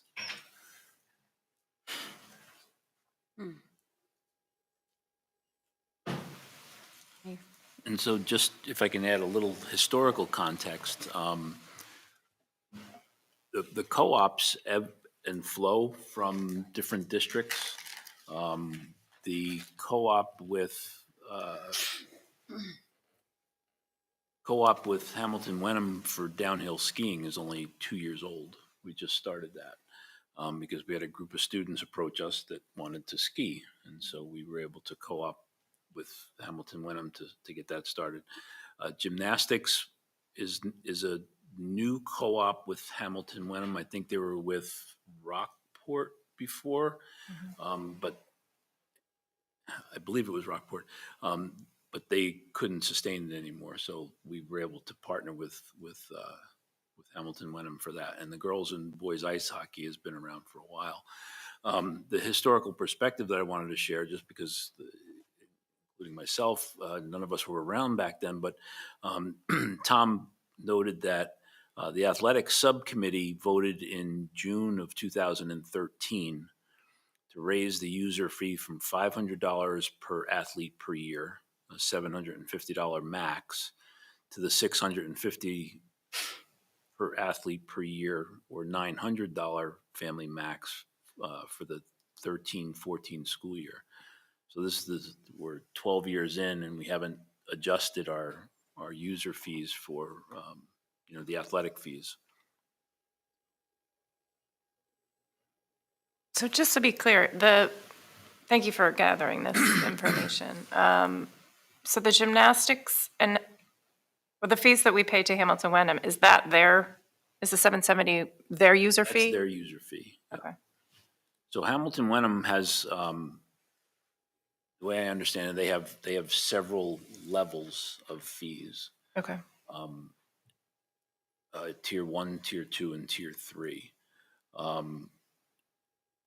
Tier 1 was ice hockey, and they don't have that anymore. They got rid of their program at Hamilton Okay. Wenham. Tier 2 is skiing and gymnastics, and I think the other sports that they have are all Tier 3. So it's based on the expense of the sport. Yeah. Because you have ice time and whatever. Okay. So if we did have gymnastics, it would cost $650, which is what all the other athletics cost. So the differences would be that 120. No. Right. They pay So double. so for those of you who don't have a high schooler yet, when your student enters the high school and say they play a fall sport, Yep. it's $650, but they could play that one sport for $650, or they can play 3 sports that year. It's every year they pay that fee. So the best bang for your buck is to have your kid play 3 seasons of sports. Yeah. But yes, so if we had a gymnastics team, they would pay $650. Right. Okay. So the difference is that 120. But sorry, just to clarify, so if, that not but right? if somebody's doing gymnastics, but not another sport, they're Mhm. just doing gymnastics, they'd be paying that. So the difference you're pointing out is correct. Yep. If that same student that's doing gymnastics did some other sport, they're still paying the $650 to the school, And plus the that $750 $750 on Yes. top of Yes, it. if they did more than Yeah. one Right. thing. Right. Right, Right. that I get, yes. So I just wanted to point out, obviously, the registration deadline for some of these sports hasn't happened yet, so we still could end up with more students registering for gymnastics. Tom Gallagher got me those numbers today, that we do have one for gymnastics who didn't play a fall sport in Ipswich, so no fee has been paid. But for the alpine downhill with Hamilton Wenham, the person that is registered has already paid $650 in Ipswich. Mm.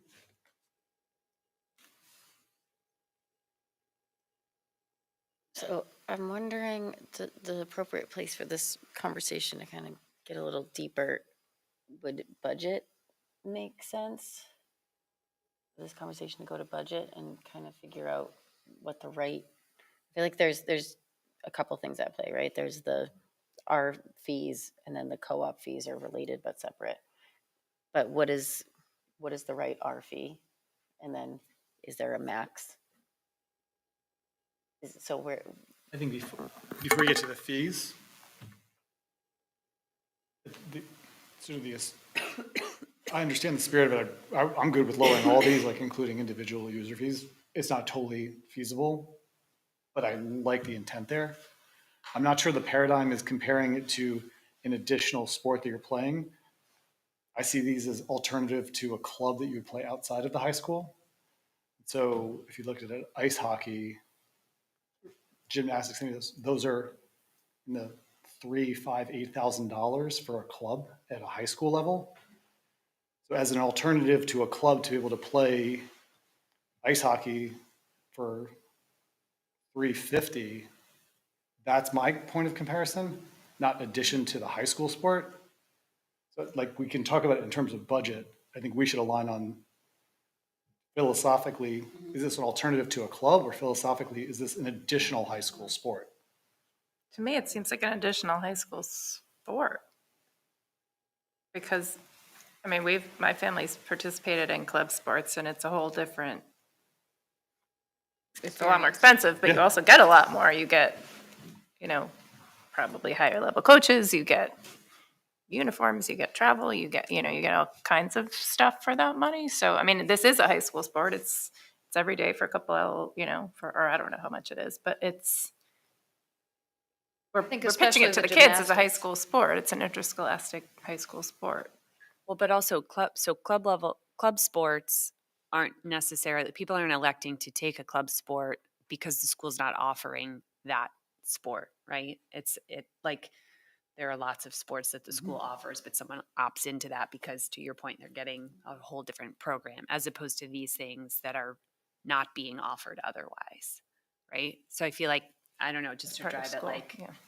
how we're comparing it, it's like, okay, if you choose to play soccer in school versus soccer through a club, that's a choice you get to make because you have both options, versus you don't get to choose to play hockey here or at school because it's not an option at school. This is the option at school. Right, that's what I mean. Yeah.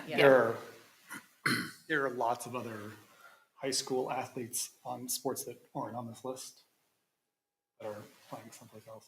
Not club soccer versus high school soccer. Just so this is a short list, but there's lots of others where it's not the same comparison. Just because it's not offered at the high school, we don't have an equestrian team. Yeah. There are plenty of Ipswich students, That are, right? right. Yeah. So I think just because it's at the high school level doesn't automatically make it a high school sport. However, club sports usually take a break for the season so that, and I'll use basketball as an example. It's a winter sport. There's no club basketball going on during winter basketball season because they all play their high school team.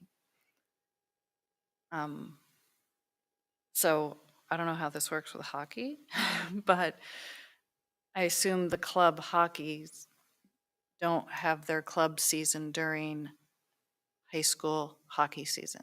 They're pretty cutthroat. I think they'll play all year round. If possible, yeah. But I don't think that's a positive, to be honest with you. Yeah, If I had okay. to push back on them, I would. Be a losing battle. Yeah, for some sports, there's no club option during the season of the sport. Is it required that the district offer these? So is it to find the balance of covering the cost versus it becoming too expensive to even provide the option? You know, if they become more popular, then are we going to say, wow, that's just too expensive, we just have to cut that program because we can't afford to pay it? You know, just finding that balance. Could we, well, first I think we need to tease apart the Ipswich's user fees and what we want to do with those. That's like a whole different discussion that I think is going to take a lot more research, because like I'd never heard of the tiered. That's interesting. Like more expensive sports cost more. That's interesting. And there's lots of ways to do it. There's family caps, there's per sport, so I think that's a whole thing that probably should be addressed, but it's a bigger conversation. But for this issue, to me, I mean, I brought it up because again, I had this conversation with several families. They brought it up. And I didn't realize that you had to pay the full fee for some of these co-op sports. So to me, I just think it seems like not that many kids. I wonder if we could put something in place like, I'd like to see us stay, I'd like kids, all the sports that we offer, whether it's Ipswich sports or co-op sports, I'd like to have kids not pay more than our Ipswich fee. Or if they do, maybe it's much smaller than the full fee. I wonder if some of these we could say, the district will cover it, but up to 5 kids for gymnastics, or 5 kids for skiing, or 10 kids for something like that. Because it's beyond what's offered at the high school. Yeah, I mean, I think these consider co-ops are a nice option because it increases, like we couldn't afford to have a ski program, so it's increasing the options for kids. But I also think to me, it seems like it's putting an unnecessary additional burden on families above which our fees, I think, already are a lot. Because it's beyond what's offered at the high school, could you consider for an enrichment grant, cover it that way? I don't know if we'd need to. It doesn't seem like it's that much money. But you mean like a twig grant? Yeah. Possibly. But I think the first piece is, how do we consider it? My point of what is the right paradigm? Purely from a budget perspective, not generally talking about growth, we're generally talking about maintaining or shrinking, and so I would say tackle the first one before you go to the budget conversation, because that might dictate how we consider it.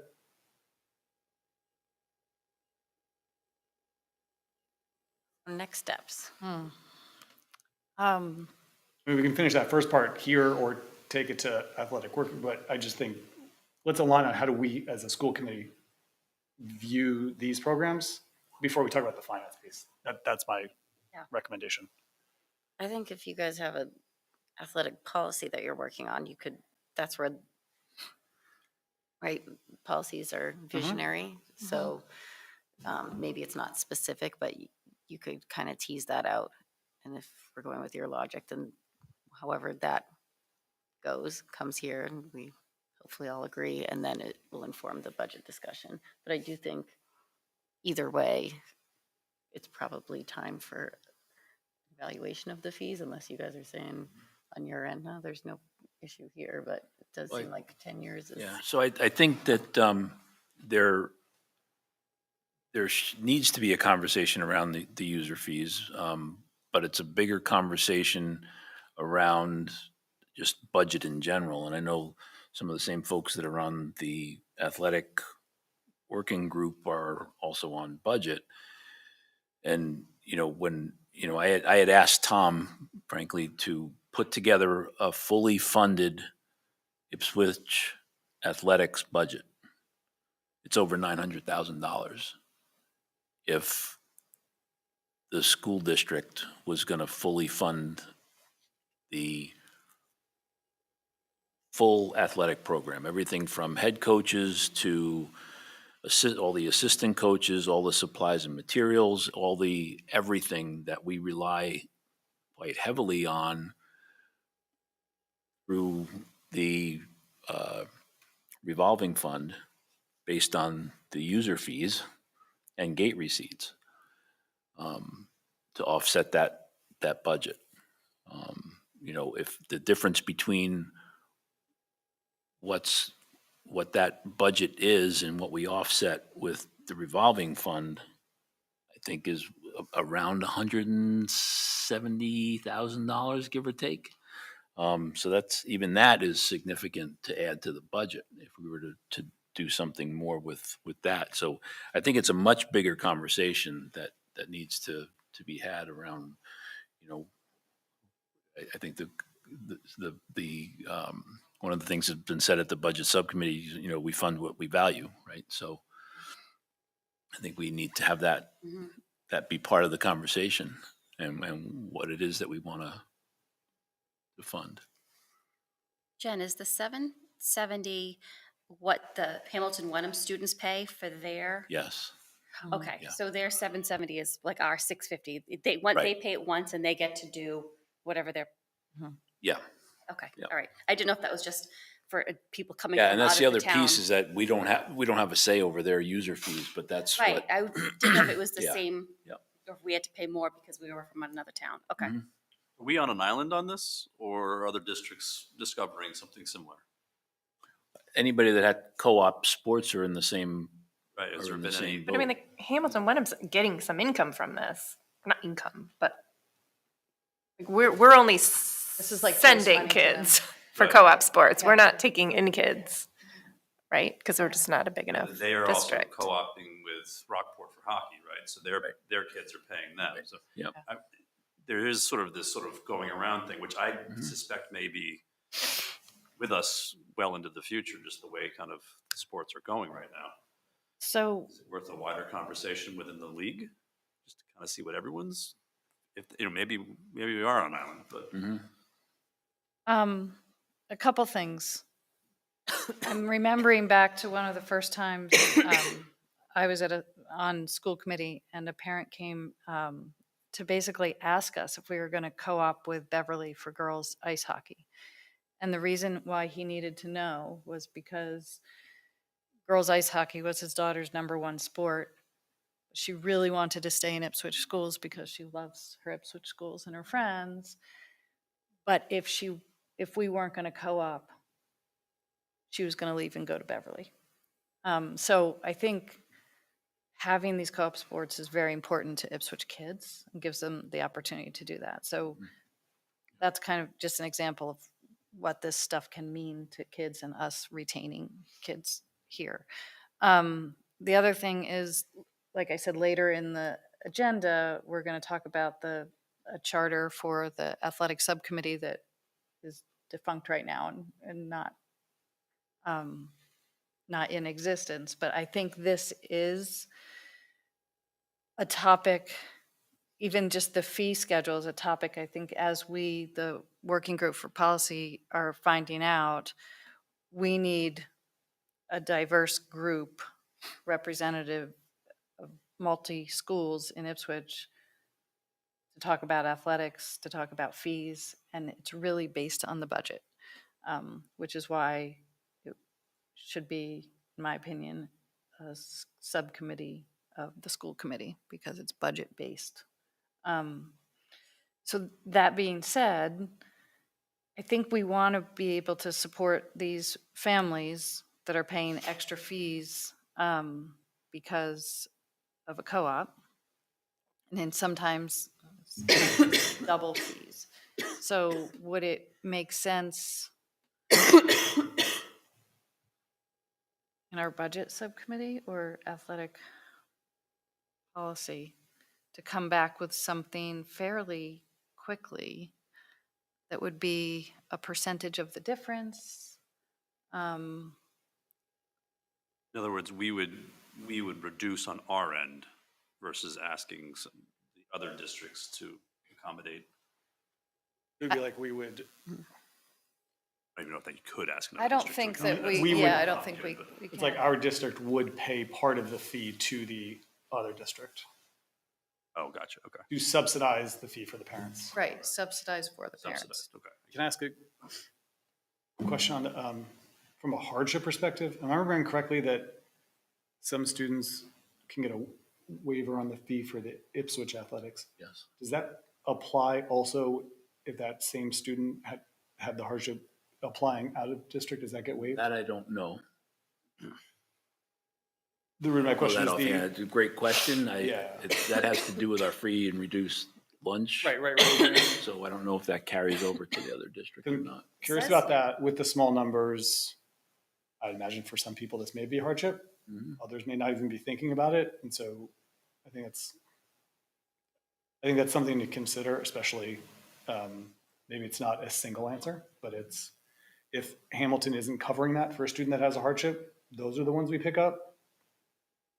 The other ones students pay full, like consider it that way too. So I think that's something that's an easy one for us to find out, but I don't think there's necessarily an answer to how we do it, but I think something like that should be considered. I think, again, the first part is how do we just feel about these in general? And then there's the budget question. So to that end, yes, if take it to the athletic working group, like start with that. Where does it show up in policy? And then separately we can have the financial conversation. I'm fine with that. Makes sense to me. Sounds good.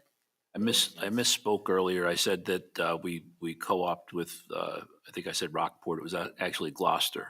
So, For what? Gymnastics. for gymnastics, yeah. So skiing is Hamilton Wenham, boys and girls Alpine. Gymnastics is Hamilton Wenham. Previously it was Gloucester. They disbanded their team. Boys ice hockey is Rockport along with Hamilton Wenham and Manchester Essex. So it's actually all four schools. And girls hockey is Beverly along with Danvers. And this could be, I don't want to say short money, but less money. If you just look at, like, for example, the boys ice hockey with Rockport, we have one person that's already paid the fee in Ipswich, and then the remaining have a $350 difference. We could run the numbers on just what the difference is so that it could look at leveling out. So for these 10 kids that have registered, and I get registration isn't closed, it's $4,340. However, it might be less because, for example, if the downhill ski student isn't playing another sport, they should pay $650, and then it will be. I have some yeah. numbers. So it could be, this would be the max. So and this is last year's numbers that we had solid. Okay. So skiing, we had 4 out of 4 skiers paid both the Ipswich High School and the Hamilton Wenham fee.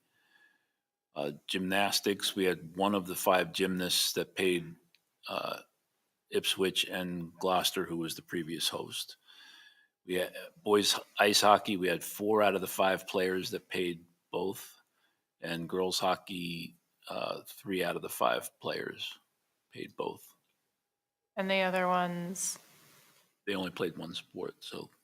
okay, I think that if the, a lot of money. we were able to cover the fees or whatever, the registration will really go up, I think, in these additional sports.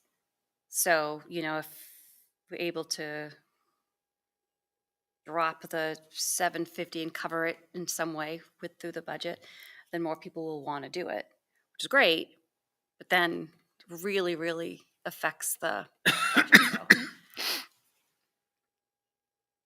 So are we comfortable with handing this over to Sasha, Matt, myself, to write some type of policy based on the difference, to offset the difference? See what that comes out with, out to in numbers and where it would come from. Yeah, I think think that's you a should good have place to that, start. yeah, have that philosophical conversation of what mechanism makes sense with still leaving it specific enough, but relatively broad, because then I think the specifics will then have to go to budget for exactly what those numbers would look like. I think one of the things that we have to be careful about is, yes, there are additional fees, but is it fair to the kids who are here or the families that are here with 2 students that we're not then supplementing them as well?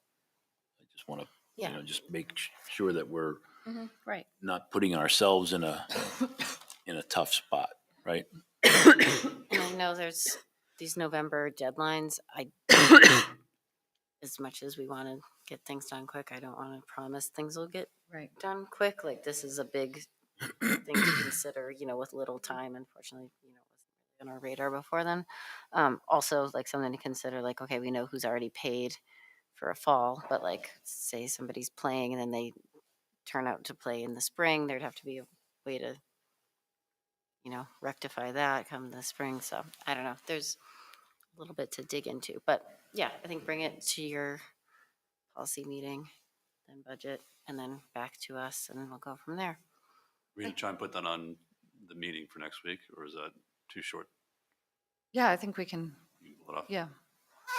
Did it go from the athletic subcommittee policy group back here? So we can talk about what they came up with, and then can it go to Yeah, I think it just budget? depends on the. Stop here before it goes to the budget? It would depend. Well, I think there's 2 people on both those committees, right? So the knowledge is there, and then I don't know what the meeting schedule is. Like, it's going to depend on when Yeah. the meetings happen. Yeah, I can talk about that because we have a timeline. We just have a lot of work to do. Yeah, but it would come back here. But nothing would be decided. I think it would just Right, be, for sure, yeah. advisory from each committee, and then. Okay.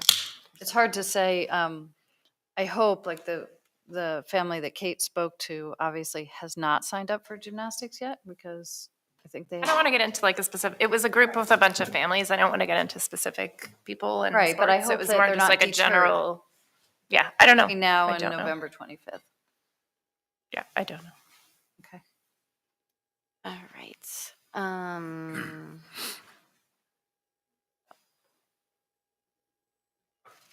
So quiet in here. There's no like. Right? There's no Yeah, no, loud like, fans so HVAC. that we Oh my can't gosh, hear. yeah. Okay. Bye, Haley. So now we'll go to the superintendent's administrative report. So in your folder tonight is my report for the last couple of weeks. A lot of my regular weekly and/or monthly meetings took place since our last meeting. Keith and Amy, our tech folks, we sat and talked about cybersecurity. There's a current cybersecurity audit going on. Where and the way it's set up is that if you essentially they're sending out, or the company that we're working with is sending out fake emails, and if you click on them, you get put in the class for some professional development. And it's really good because we have been getting hit with a lot of uh, phishing emails across the district, and so we're in a good position in terms of working through those issues and sending emails to Keith that are suspicious. We also talked about budget and the upcoming launch of the new website, which should be up just a couple more weeks. Rob Furtado and I continue to meet weekly. You can see his monthly report in the folder. He's going to be providing that every month for you. Our admin team meetings the past few weeks, we've focused on budget discussions. I think they're all getting tired of hearing Tom and I talk about the budget, both for FY26 and 27. And they also spent time the last 2 weeks reviewing the presentation that you heard earlier tonight. Athletic Policy Working Group met. Jen will be reporting out on that. We had several meetings regarding personnel issue that has now been resolved. I had set up a Keeping Kids Safe webinar that had been advertised, and we're all set to view it together. I had handouts ready, the whole thing for it was going to be up at Paul F. Diamond Memorial School, and it got canceled due to the government shutdown. So it was something that was open to parents, and so I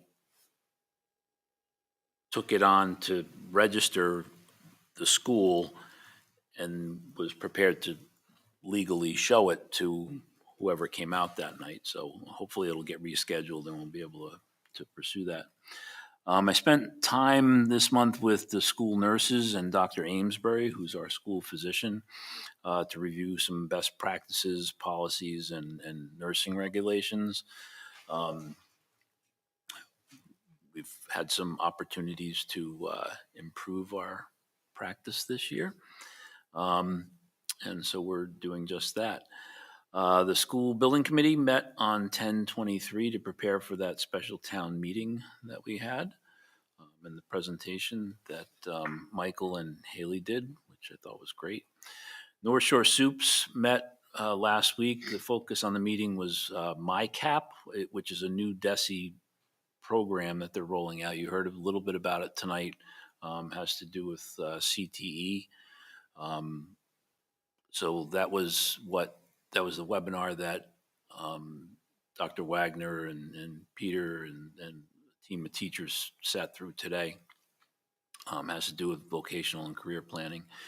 We also spent time talking about Chapter 70 funding and trying to make our voices heard. There's an open comment period right now around Chapter 70 funding and how the formula works or doesn't work for districts. We attended the special town meeting. All of the articles passed, including a 90% approval on the feasibility study. Also thrilled to report that it also passed overwhelmingly at the ballot yesterday. My first email this morning was to advise MSBA that both votes had passed, and tomorrow morning I have to pick up the certified vote letter from town hall and send that into MSBA. So another checkbox and move the ball down the field a little bit more.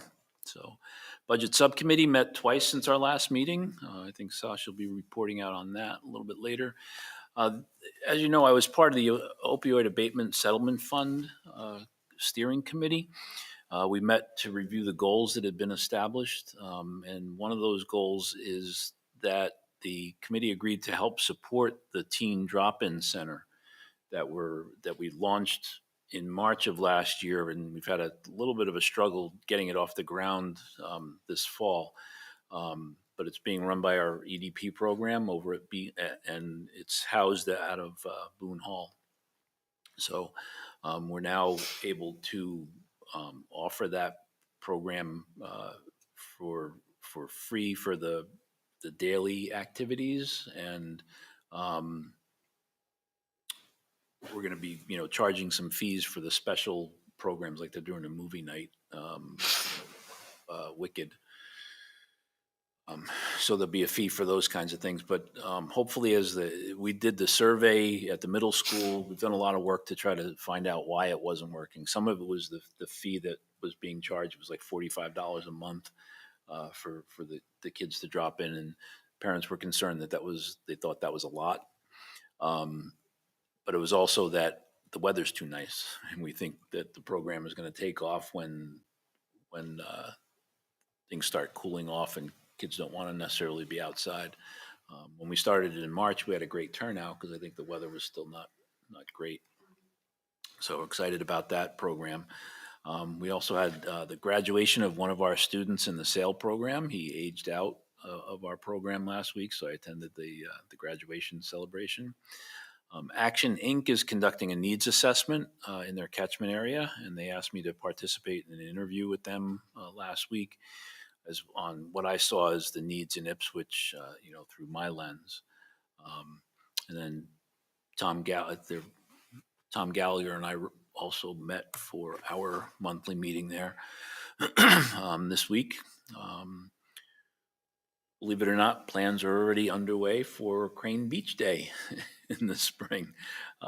So we had a planning meeting this week to discuss budgets and logistics and how to do things a little bit differently this year. We had some concerns raised by the trustees about garbage being left buried in the sand and things like that. So we've got to work on some of that stuff. Policy subcommittee met Tuesday night. I had a meeting yesterday with a Doyon parent to discuss fundraising as it relates to the new wellness policy. Our DEI team held our monthly meeting yesterday. We made some changes to the vision statement that they have, and we spent time discussing the hate crimes prevention grant that Tracy had written and we received. You heard some about the programming that we're going to be doing through that earlier tonight. And this morning I had a meeting with Navigate 360. It's a company that we use for our ALICE training, but they also do or also provide for us the comprehensive. I'm drawing a blank on it. Comprehensive school threat assessment guidelines for us, and it's a 2-level training that we took a couple of years ago with all the administrators at the time and all the counselors at the time. We've had some changes in staff, so I met with them and reviewed a proposal to provide the training again for all of our new staff and administrators, as well as a refresher for the folks that have had it and have been using it at all 4 schools. So the level 1 training, it's an actual certification. So the level 1 training is asynchronous. Folks can take it on their own. And then the level 2 will have to be,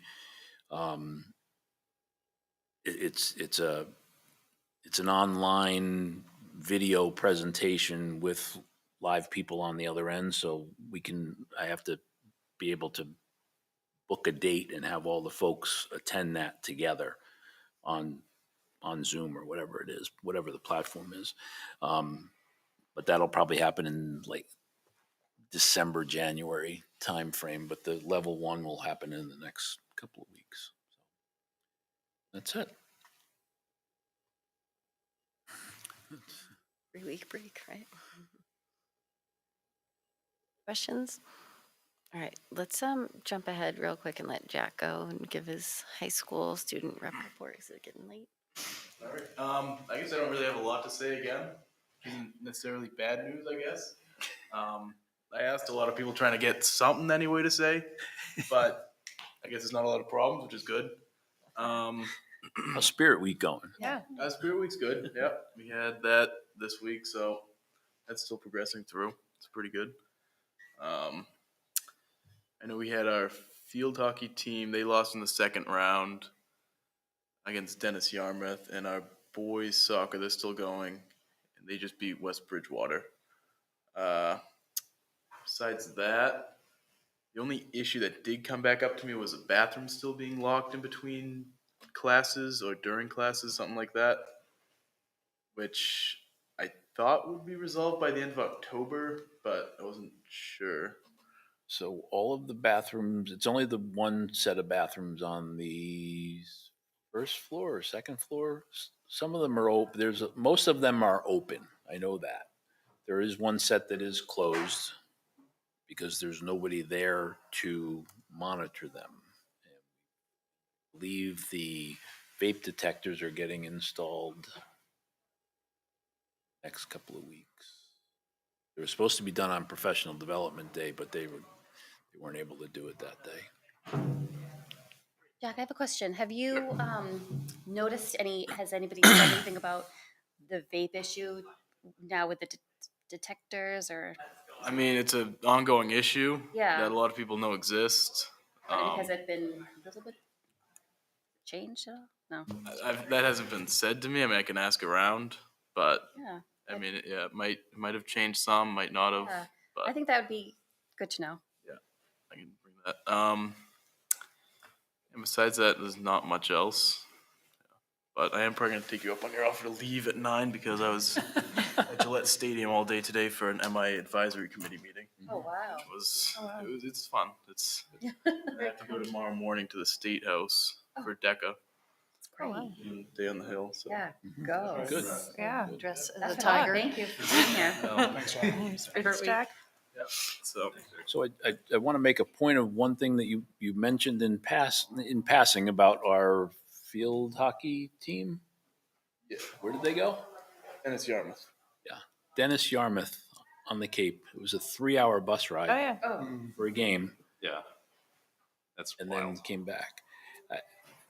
I say that because I think it's absolutely ridiculous that the statewide system that they have. You know, last year, the year before, we ended up in a quarterfinal game with Nantucket, right? So they had to come over. Long trip. Yeah. This was, I'm talking about volleyball. Oh, yeah. And I say volleyball because it was a lot shorter, right? So the girls came up from Nantucket, however many hours it took them to get here. They lost in 3 straight sets and then had to race back to get the last ferry to get back on the island.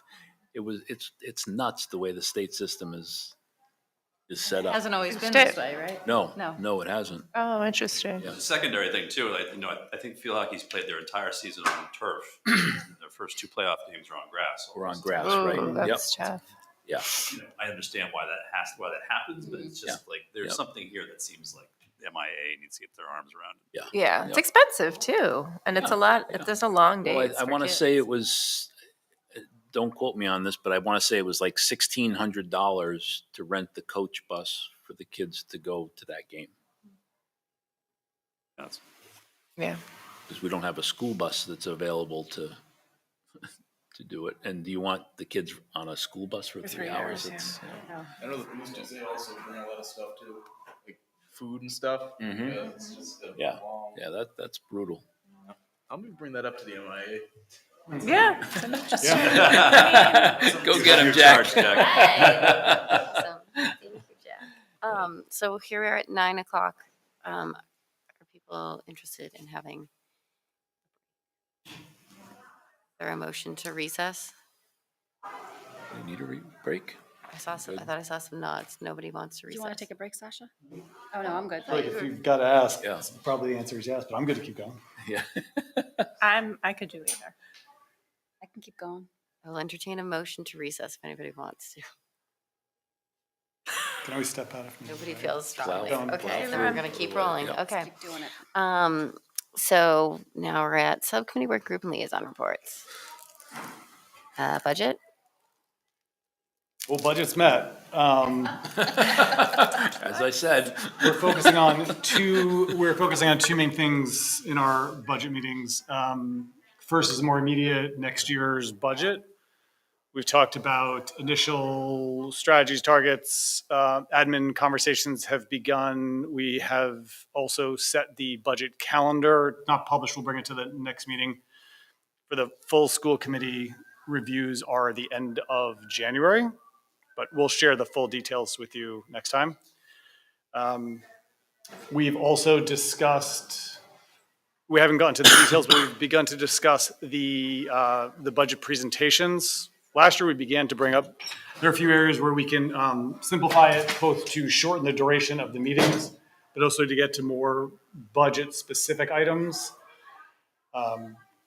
Also with the intention of no more printouts, in the spirit of being green, instead of printing for this group, for FinCom. If you remember last year, we had 3 separate rounds where we printed the budget book. So officially gone this year. And then the second major thing is the multi-year planning. So beyond next year's budget, we're starting to think about what is our long-range budget, like 7-ish years, like 5, 7, 10 years out. Part of that is the override.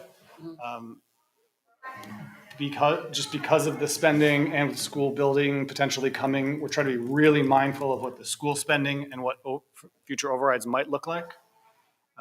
This year, or this past year, we took $1.6 million from our override stabilization fund. So we needed, for what we spent for the school and what we got from the town, there's a $1.6 million difference. Now that's covered by our stabilization fund, which is intentional. But the rate of the keep level service, that gap grows by about $700,000 each year. So last year was 1.6. It's going to go to 2.2, 2.3, about 3 million. It gets bigger every single year, and that's what we need to address. So that's why we're looking long range, try to manage that both through spend and what potential future overrides might look like, but in a way that are palatable to the town and don't become a burden. So early days on that, but that's the other main thing that we're looking at beyond just next year's budget. Fantastic. For the budget calendar, I know you said it's not final, but have you been in touch with Emily from Finance Committee? I know they had reached out. We're changing about- those dates necessarily. Weren't we gonna, I think, The dates that were plugged in there were the initial dates we had from Emily, is that right? From Emily. Yeah. They were, okay. She had sent those dates to you and you Yes. sent them to Yeah. us. Okay, good. Those are in the calendar as a. Okay. Yeah, so I think once we Firm. look at it and we're final, actually, do we need to? I forget if like the full group needs to finalize it. We can let Emily know, but Yeah. we didn't see any need for like in general timing. Didn't move from last year. We added a couple things up front, more for the subcommittee, but that was it. Okay, yeah, I guess It at should some be- point we'll loop them in. I don't know if you want to do that whenever. It can be after our next meeting or Sure. before, whatever makes sense. Yeah. Okay, great. Do mutual concerns meet? Oh, so No, that's coming up, though. it's coming up. All right, I just want to, it's the 11th of, it's the 17th of November, 4 p.m. And they would like to have some questions for them. Like, what can we ask about what's going on in the school from their perspective? You know, because a lot of times we hear from them, but they want to be asked, you know, some more questions. So I don't know if, you know, learning about the vaping and how it's, what's going on within the school from their view, if that's something that I think would be good to know. Yeah. And bullying, what they see in terms of bullying. I'm just trying to think of other things I can, you know, put on, because we'll have that meeting before we have this meeting again, right? Yep, I think So- so. All right, are you the chair? Is there? Yeah, no, I mean, not yet. Oh, I don't okay. know if I will be the All right. chair. Foreshadowing. I'm hoping. I like the vaping idea, Yeah, Yes. but I'm on that with you. So. Yeah. I'm just thinking if anybody comes up with something, maybe for now, since you put your name out there, we can Yes. just email you as a point person. Please do that. I have an idea. Yes. I have an idea. Yes. maybe there's information we could get from them on the status of the elementary school buildings that we could sort of gather information from teachers about, Like, what? like the facilities. How is it working in the facilities so that we can Yes. gather information Okay. that we might need to share with the public about the state of our elementary schools in an effort to further Right. advocate for a new building. It's just like it's a nice meeting where you have a bunch of teachers in a room and how's it going? What are the challenges? Mm-hmm. I don't remember what it was. Can we just go back to budget for 1 second? Sorry, I was thinking about this with the capital plan, but we should cover it in terms of budget. We also discussed the modular at Winthrop. Would you like to talk about that for just a second? I forgot, we wanted to make sure if you're comfortable with it, but it's progress and some issues we found in recommendations, but Tom, would you like to cover that? Yeah. So the modular project at Winthrop, so we're recommending at this point that we not proceed with it. I mean, that's the bottom line. We had the $240,000 that we received through the town capital fund. When we finally got all of the estimates in, we were about $200,000, under where we needed to be. And that net difference was entirely related to not the cost of the modular unit itself, but the capacity to bring it online.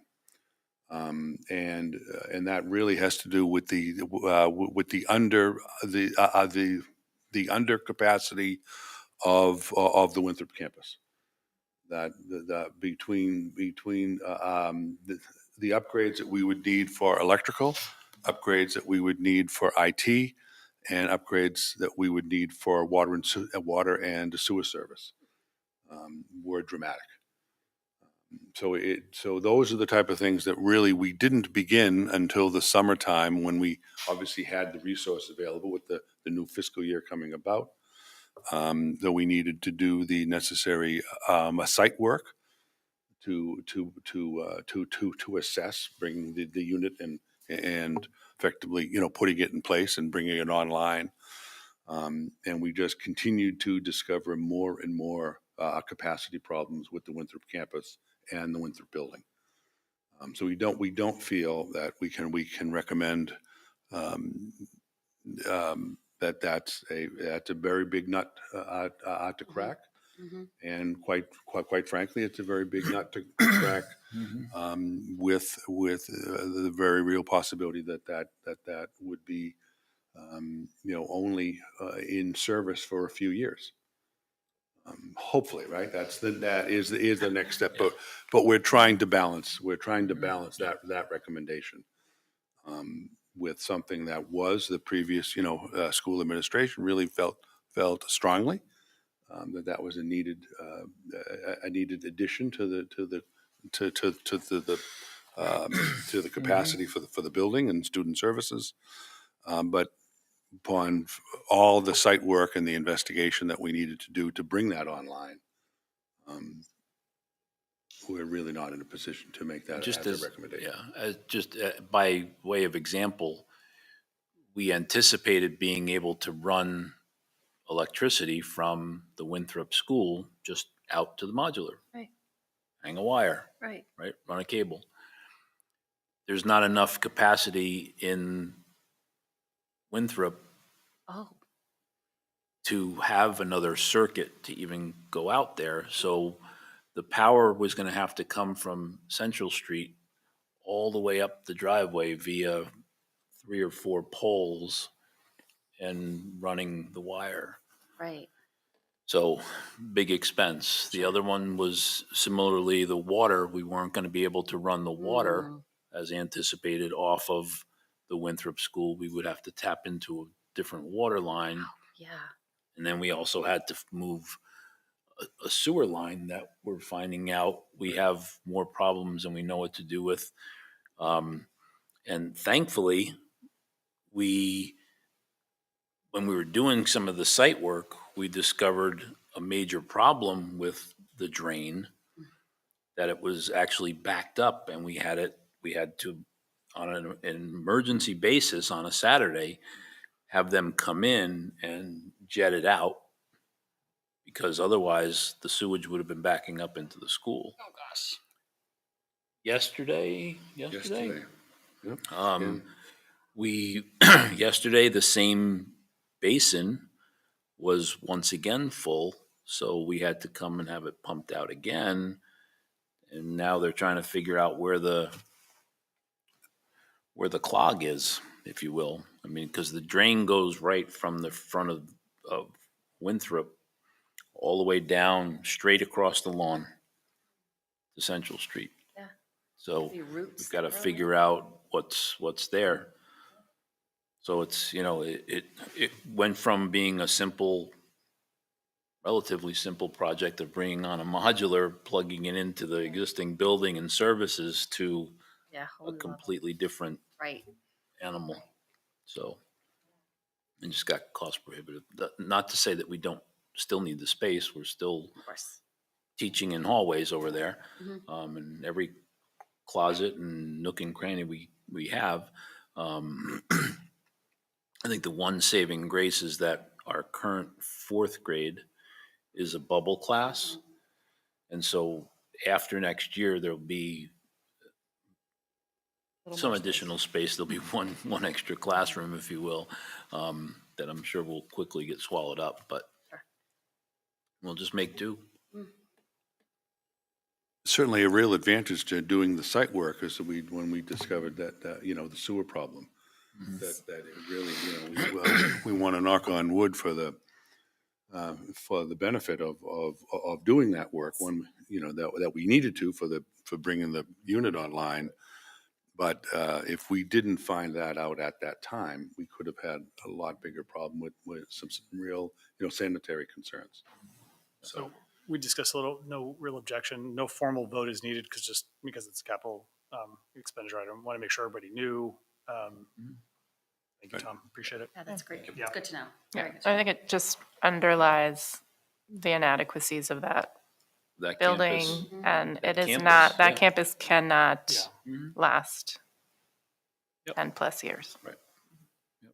Very clearly. And we did, so one other thing, we had a little bit of a discussion about that 240,000, and I'm sorry if I missed, somebody said this, that $240,000 we originally had in the capital plan, we want to make sure we recoup that money for other capital needs for the district, and that it doesn't just go into the Yeah, what's the bigger mechanism capital for plan for that?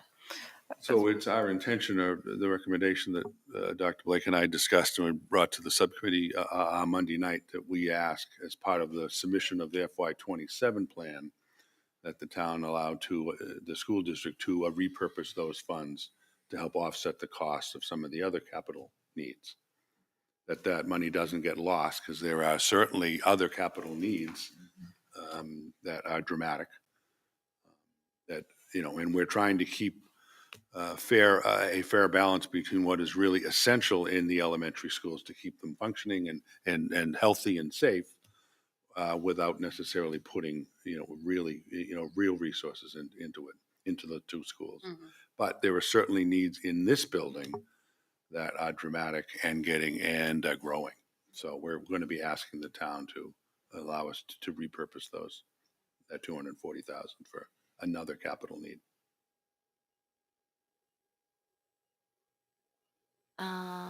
Athletics, do you want to talk about the banner right now, or is that turf?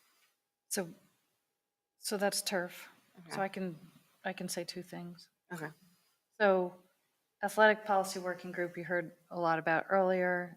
Later in the agenda, we're going to talk about a charter for a subcommittee, athletic subcommittee. I think we can probably just recap it then, but we're looking at forming a subcommittee, writing a policy, and making the subcommittee hopefully active by January, when it's brought to this group. So that's the athletic Policy Working Group. The Turf Field House Committee has met. And there are a few things here, but I wanted to at least put in the folder, it's called a fundraising banner. And it just gives a visual. This banner hangs on the fence near the turf right now, but it gives you a visual of what this building will look like. The committee hired an estimator and got a formal estimate, and still has quite a bit of money to use, but is $300,000 short of goal to get this building built. And that $300,000 is now on the capital plan. But here's the picture of the building. It's right next to what is now like a 10 by 10 shed that boosters use for concessions that was built by volunteers. It has a concessions end, it has restrooms, and then 2 team rooms. And there is a QR code on the banner that hangs there. I think Ken Swenson was going to check and see if anybody's donated. It was, small. I don't think there's a lot of expectation that there's going to be a lot donated, but it's been there for several weeks now. Questions, but there's a lot of work that has been done on this, including Ted Spinelli, who sat on the committee. All right, Twig? Is there an ask? Is that just an No, just an FYI, it's out, the banner's out there, and I thought this group should at least look at what the plan is and what it would look like. Twig has not met yet, but the deadline was last Friday, which was Halloween, seems eons ago. And then we meet later not next week, the week after, to go over Twig grants. Right. And I can give you a little bit of a heads up on the Twig grants. I think there were, let me get to the spreadsheet.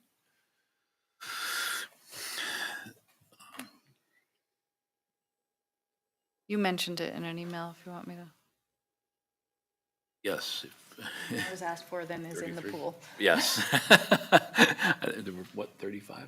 33. 33 grants submitted for this round, and there was more of an ask than there are funds available for the first time in a long time.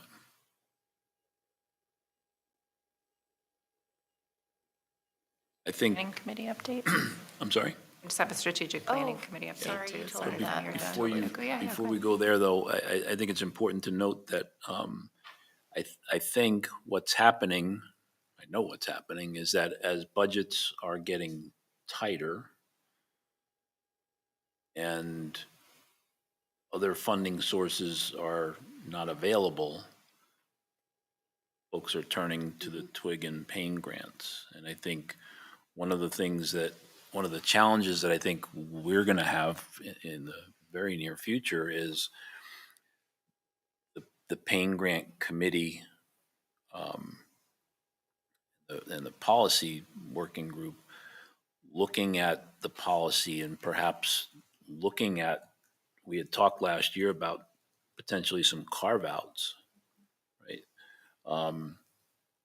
Or some things. One of the things came up earlier tonight, athletic fees, maybe offsetting, different types of things.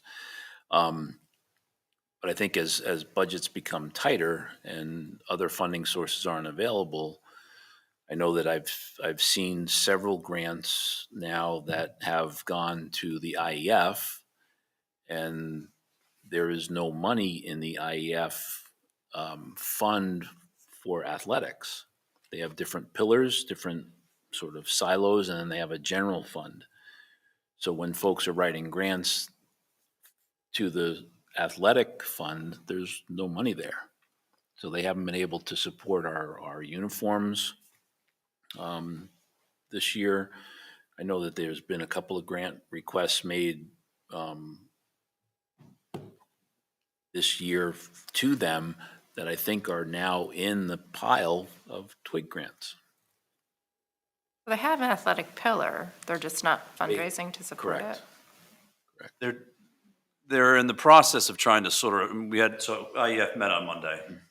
They're in the process of trying to sort of figure out what their strategy going forward is going to be to try and raise money, right? I think that's been absent. They haven't been doing the traditional things, and so they brought in some help, I think, to help with that. But I think they have a lot of similar questions than that we do, because there are a lot of requests are still coming in, but and shout out to Kim Revoides, who ran the meeting last time and insisted I give her a public shout out for running it in under an hour. Okay.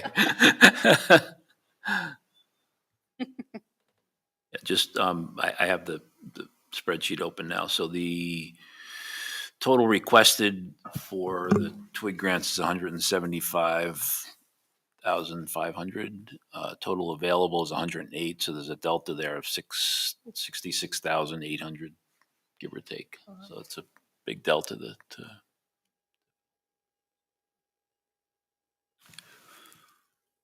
All right. Sorry, Kate. I didn't mean to. No, that's fine. That was good. So I have a strategic planning committee update. It's a little bit long. I apologize, but it'll be my last update on this because I think we're pretty much done. So we met on Tuesday. We spent a lot of time trying to finalize the report. As I said, I do think we're essentially done with our work and hopefully might not be meeting again. So I don't anticipate anyone having to pick up that role from school committee. We updated some numbers in the model and ended up decreasing some models in the number. We just ran through the investment list and some things were just needed to be tweaked. So, we're trying to sort of draw a line in the sand and trying to sort of end the investment list because it's always going to be outdated. Things are always going to change and be more expensive or get cut or we'll get state funding. So, at some point we need to just say this is the list. So we are trying to do that. If you remember back a while ago, all three boards were surveyed on the amount of tax increase the boards felt comfortable with for the community in terms of a year-to-year increase, but also a cumulative 10-year increase. So the consensus from the boards was a $500 a year increase, and cumulative over 10 years was a $2,800 increase, sort of above and beyond the Prop 2.5. So those were the amounts that the boards felt comfortable with sort of trying to live within in terms of all these projects we have to do.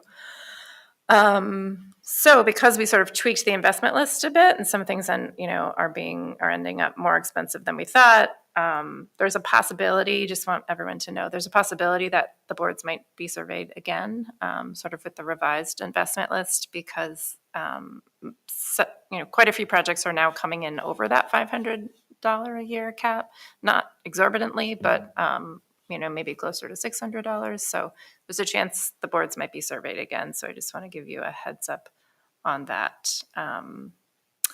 And we also spent some time discussing the bylaw. There's a proposed bylaw at the end of the report. So we spent some time talking about that and editing that. But the goal essentially is to finalize the report very soon, circulate it to all of the boards, and bring it to the tri-board in December or January or whenever that gets scheduled, with the real goal of handing over ownership of the process to the Finance Committee.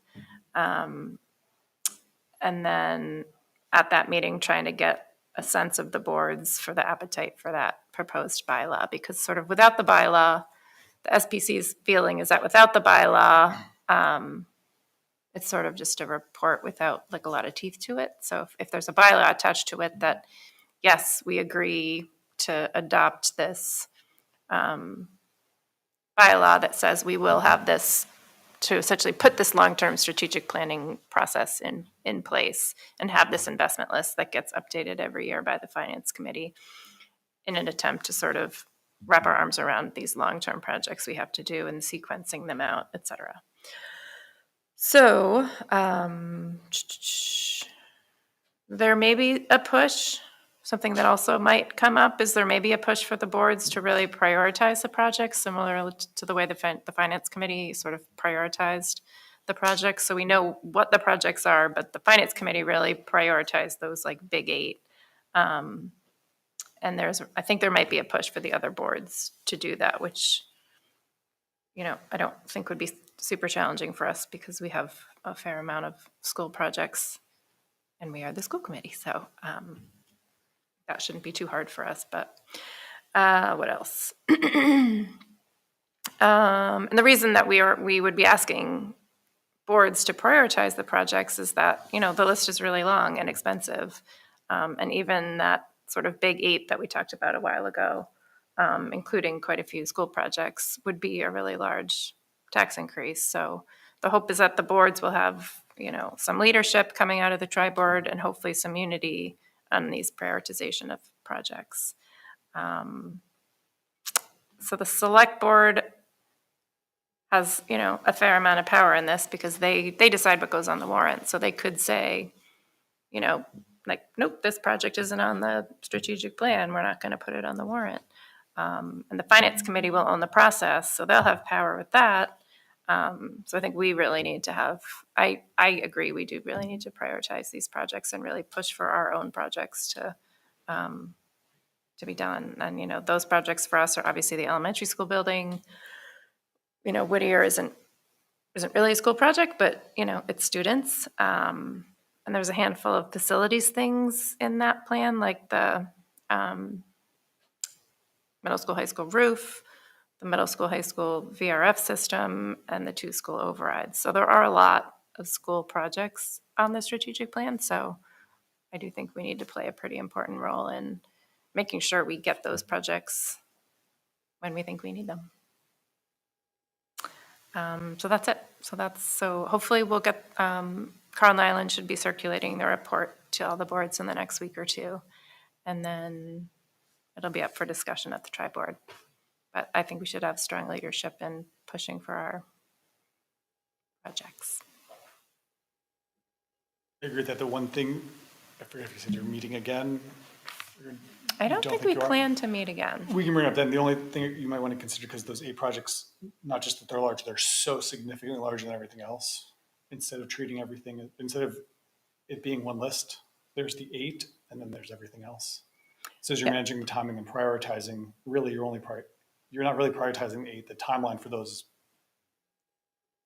you don't have flexibility in the timing of those. So some of them we do and some of them we don't. Some of them have flexibility. Yeah. Well, I mean, it's also, that's subjective because some people might think we have flexibility in overrides. Sure. Some people might think we don't. No, that's a fair point. So I think even the, less than like what year it is, but like those 8 things you've got to do, and they're so big. Think about and prioritize those separately than the other list. I agree with everything you're saying. I'm just saying divide it a little because the conversation for each list would be different. Yes. Yeah. And I think at the tri-board, it's easier to manage it. in the final report, there will be some scenario, there will be a scenario of all projects. There will be a scenario of, maybe 8 or 9. I mean, it's hard because some things have already been funded, like the aerial ladder truck, now the feasibility study. So that might change. But yes, your point is well taken. There are 8 or 9 projects that drive the vast majority of it. And there seems to be general agreement in the community, or at least among the boards, that those are not only the most expensive, but the most important. Right. So, I agree. All right. Oh, everybody good? Okay, now we're ready for Tom's finance report. Okay. So in your folder are the 2 monthly documents, the year-to-date FY26 budget report and the for end of October, as well as the end of October report for the revolving funds, gift fund, and stabilization balances. Looking at the appropriated, at the budget report, FY 2026, a couple things to point out. If you could look at page 21. One of the actions coming out of a town meeting, one of the other actions, which we discussed at some length, was the net results to the Chapter 70, increase that the town received, as well as being able to offset the loss from the funds that we weren't able to take advantage of. So if you look 3 lines down in your what's called undistributed, beginning with S9 2305, you'll see in the second column over the $46,137. That is the net amount between the 161,000 that came in Chapter 70 and the 115,000 that we agreed to help the town offset the full funding of the school budget. So that has increased not only increased that fund line, but has by the $46,000. But if you go now to the last page of the report, page 25, the fiscal year 26 budget has grown officially by the vote of town meeting to a new bottom line figure, and that's under the third column over. That's called revised budget. So the new fiscal 26 budget amount is $40,995,196, which is the $46,000 higher than the budget amount that was voted at town meeting in May. So those sorts of things have occurred in the past week between town meeting and the printing of this report. So those are really the things I just wanted to point out as actions that have occurred. Other than that, we've entered month 5 of the fiscal year. About 40% of the budget has been expended, and we're performing as anticipated. So there's no extraordinary costs to be concerned about. Although I don't necessarily see any savings in our future, but we are performing as anticipated on the fiscal 26 budget. So, okay, if there aren't any questions on that, just looking at the. I'm sorry, I'm chuckling because Rob Furtado is doing just an outstanding job, but we're really utilizing our facilities budgets to their capacity this year, something that we haven't necessarily done in the past. And we're not going over too we're much. getting, things are getting done and taken care of.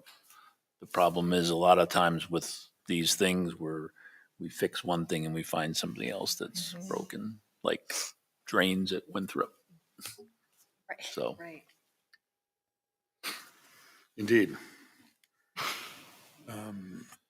So on the revolving fund report, the long spreadsheet, the end of October results there. Just to point out a couple highlights under the R accounts, R being the revolving fund accounts, are the 4 that we typically look at to call attention to.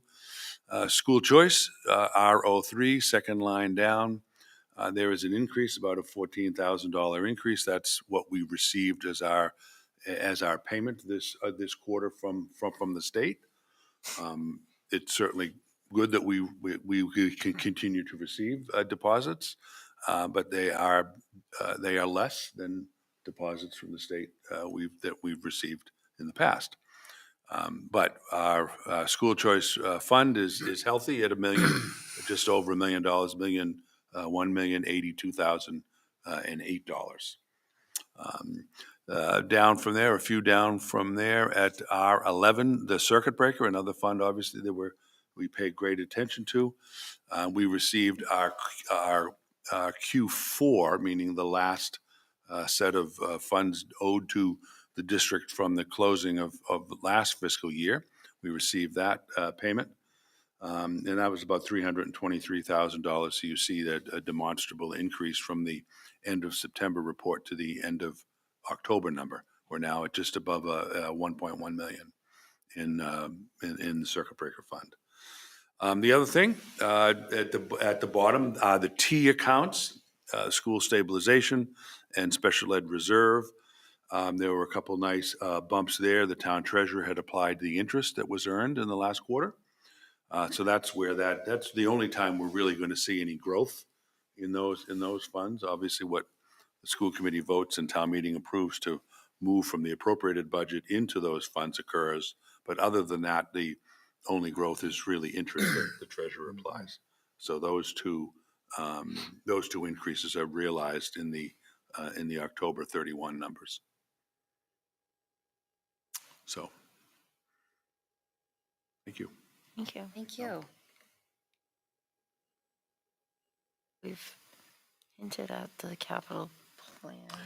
Just give a super quick. Yep. So over,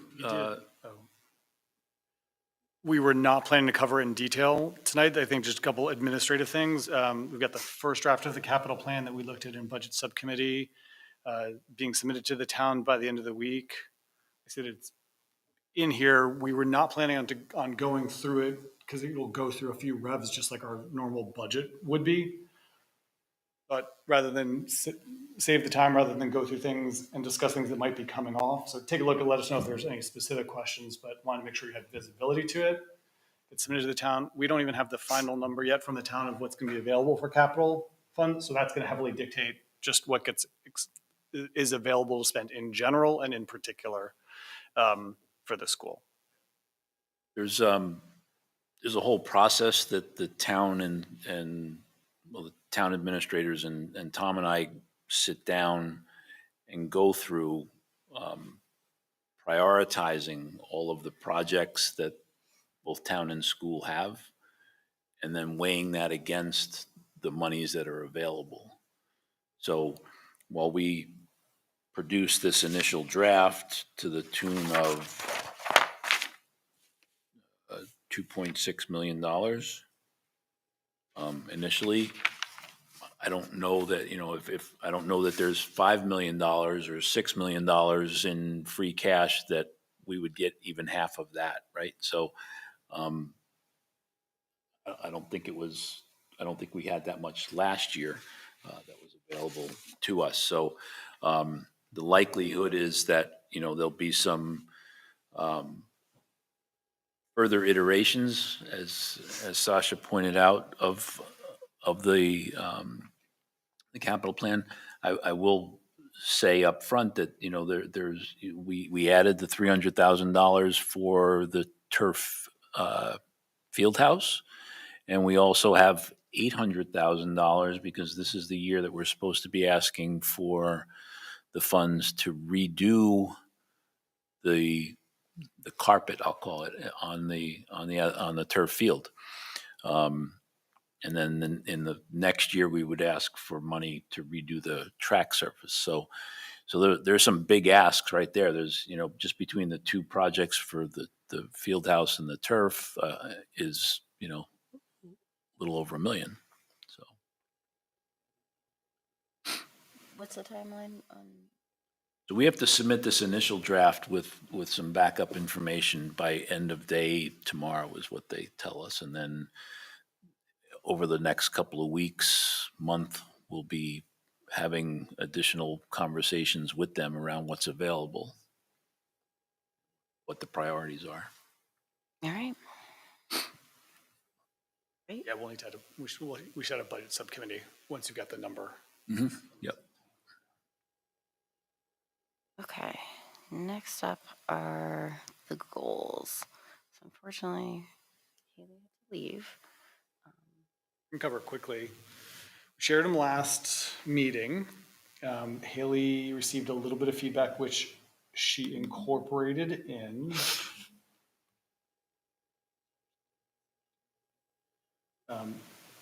Not significant changes, but take a second to go through. There are a good number of comments you'll see that were recently added. For the most part, as I look at these, they're around the details of the specific data sets that are reviewed. Mhm. But I think it still holds with the intent, the spirit of the intention of, similar to the admin team talked about this morning, using data to understand how we're performing, where we're at. And so, following that same kind of approach. That's where most of the change, or at least comments, are. So take a second, read through, if there's any other questions or anything else, I can address what I would recommend, because those comments are on some specific, like the very specific metrics, is that we would vote to approve pending, or figure out the wording, but pending finalization of those specifics. Like even you see in there, like most of them are listed as examples. And so we could finalize the specific metrics afterwards, but the intention of the routines and the reviews still holds. If everyone's comfortable with that. That would be our recommendation. That way we don't, go too much longer without finalizing goals. Right. So we can then quickly get to superintendent goals. So you're recommending that if we approve these, then they can just get tweaked and cleaned up? Yes, so help me with the right language in the motion for that, but yes, that is the recommendation. We would just tweak just those pieces and finalize those. There's a couple of open comments that we would finalize that, but like I said, it's not, the goal itself isn't changing. The details of the metrics is what we would finalize afterwards. Yep, I get that. Again, should everyone be comfortable with that approach? Yeah. Yeah, I'm okay with that. I don't know how to. What is the said? How do we qualify the Pending to approve edits. with the yeah. What would be the language there? Oh, are you asking me? Pending minor edits. Yeah. Everyone knows why I'm asking you. It's just policy language, right? Written all over Is it. there No one else here that's going to be. Is there a better at motion helping us. to approve the school committee goals as presented and including anticipated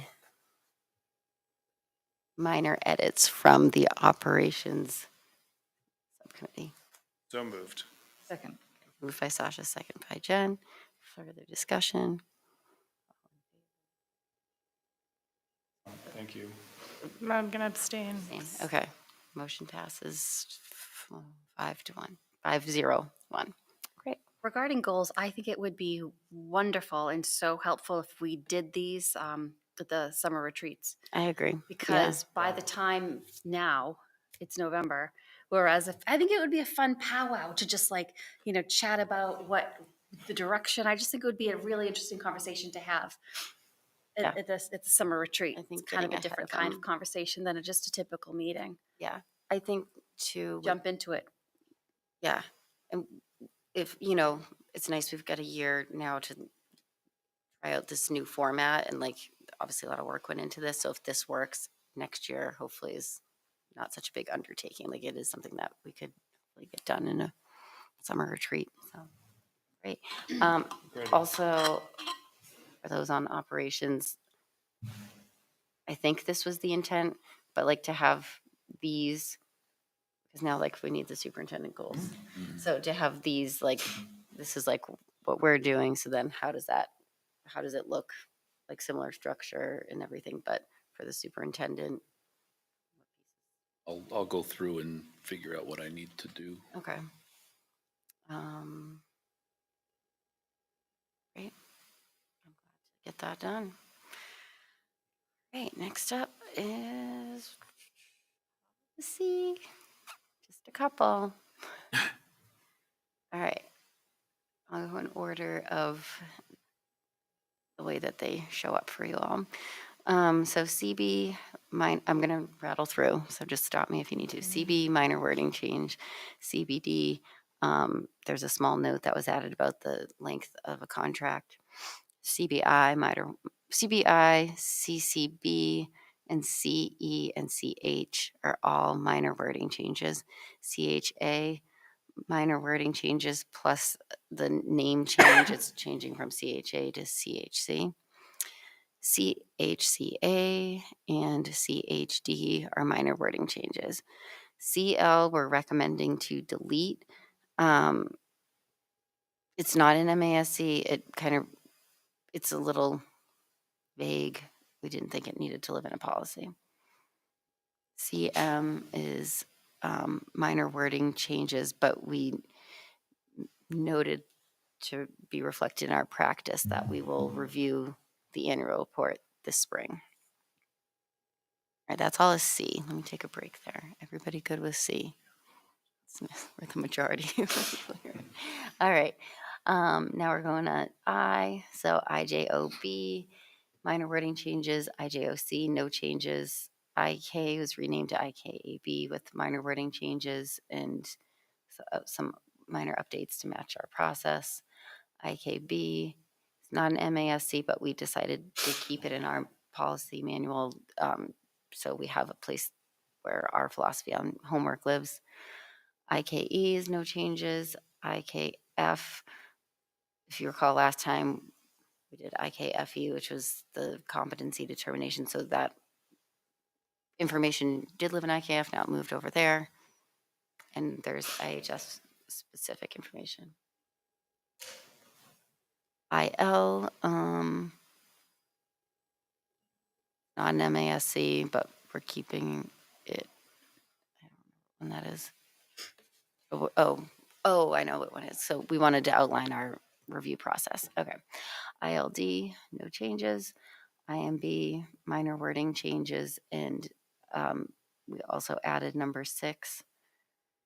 IMD, no changes. IMG, we reviewed this in detail like a year and a half ago, and we just changed pet dogs to animals with superintendent approval. Questions?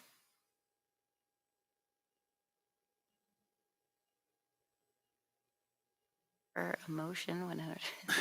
I'm sorry, I do have one.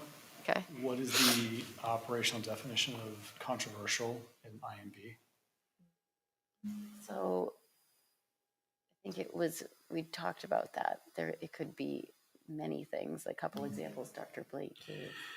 Yeah, so one example that I gave the other night was, it could be political. It could be, just something along the lines of, say, we have, and this was a discussion point for us. We have a teacher who brings in an FBI agent to talk about different topics, sex trafficking, say. Do we have to bring in the opposing view? And I would say no, we're not bringing in the opposing view on that, right? Could be a controversial topic, though, that people are concerned about.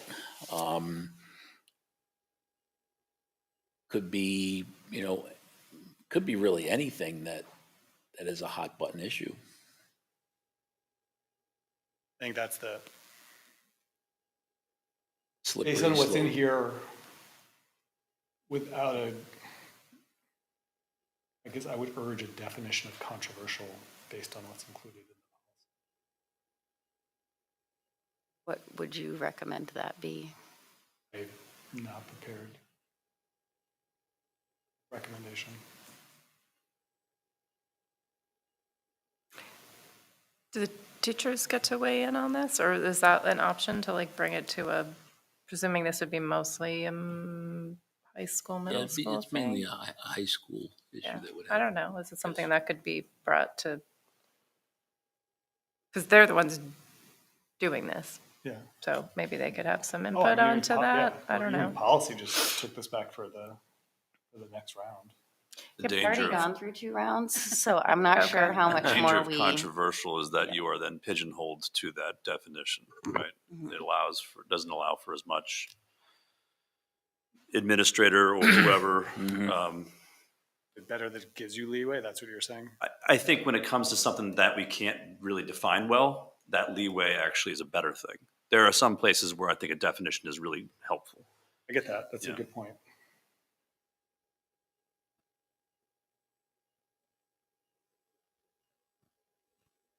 Just reading it with that lens. Give me 1 second.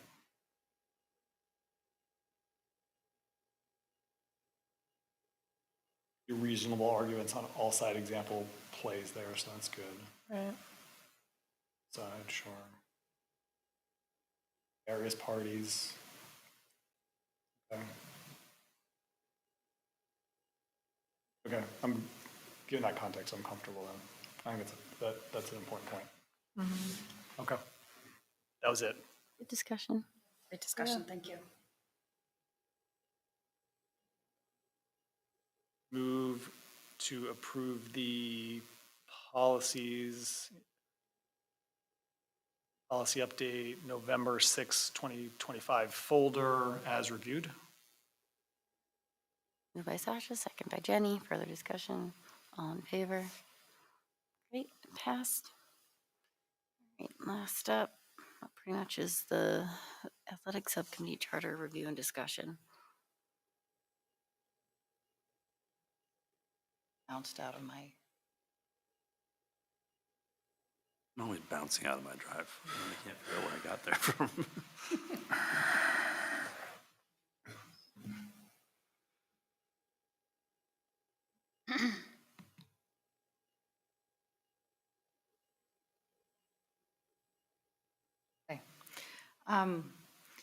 So our athletic policy working group is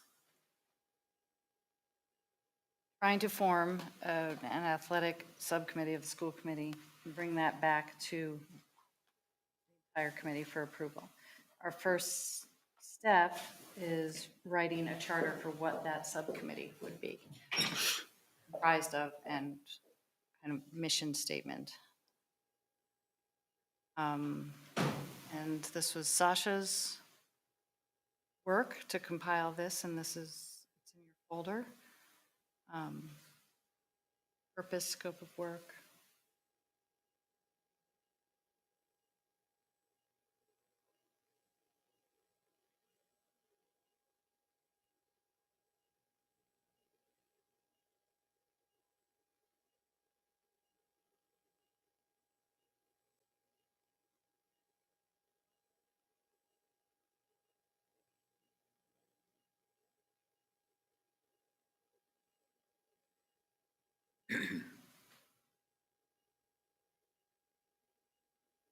I just had a question on scope of work number 1, the second bullet, monitor compliance with state and federal requirements, including Title IX and MIAA.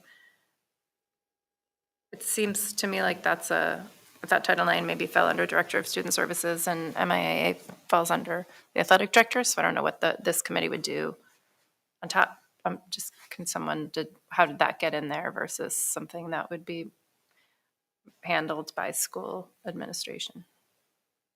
I don't know. It's sort of oversight, so, or no, monitor compliance. I think, Sasha, you can speak to this, but I think one thing about the charter and the purpose is where will it live? And we didn't have a big discussion about that other than this is trying to give a foundation of what a subcommittee for athletics would do. And scope of work, like Sasha came up with like some agenda items in our discussion. So I understand your question, Mark. Maybe that doesn't belong in the scope of work because although administrators would be on the athletic subcommittee. There could be things that change or arise that admin team would bring to discuss. So should there be changes in MIA regulations for something that needs discussion, because that might relate to policy or how it shows up. So when we discuss budget in the subcommittee before we finalize it, it's a forum for something like that. I don't anticipate we're talking about Title IX every single meeting. I would actually hope that we're not. Yeah. It was more of the intention of that's an opportunity or a place for the admin team or for the team, the members noted below to bring things like that might warrant or require a discussion. Okay. So I would just maybe suggest changing it to something like collaborate with Instead of the school moderate compliance? administrators, as needed I think it's a good suggestion. on state and federal requirements, including Title IX and MA. Just so it doesn't look like you guys are in charge of that, I because you it's- won't think you would yeah, be. That's a good point. I don't know. Did you have other questions? I was like, oh, it's just you and, since Jenny walked away, it's just you and I who aren't on I don't athletics. know. Yeah, you guys are all well represented. Did you have any other comments? No. Okay, so mine were along those, I think what Kate brought up, trying to make sure everybody's doing their jobs. I'm wondering a couple things. Are there other districts who have standing athletic subcommittees of the school committee? And have you or can you share the charter with MASC and what is their advisement on us having one? And I also feel like I would like to see the policy first. I think that the objective of the working group is to create a policy. So it'd be nice to see where that lands. And then it seems like the intent is this group would come after. So I'd like to see the policy first. I looked at other examples, but I didn't compare this to anything that's in the MASC or explicitly put it to them. I can certainly do that. That's not a problem. We're meeting next week, right, to review the policy. So that's fair. I get that of the especially to be able to see both. Okay, because we're going to look at policy next week and then look them together if that's what you're asking for. We can do that, I guess. So as far as the other districts, Sasha did come up with 4 districts that have them, and then I did a dive into the Cal. And none of the school committee websites listed an athletic subcommittee, although there were agenda meetings of their athletic subcommittee. It wasn't listed as a subcommittee. In the Cal, they have school committees, have subcommittees that are finance and budget, negotiations, policy, but they don't have like what we have. Like we have very specific negotiations subcommittee, capital planning, finance, policy and program. It's Manchester, Essex, but I could find agendas for athletic subcommittees, but not an actual description of what they do. However, Weymouth, Watertown, Weymouth, you came up with some that you found. Weymouth actually had a nice one and had a charter written. So Weymouth, Watertown, Lowell, Saugus, and Somerville. Weymouth had a very nice, what they call it, a purpose.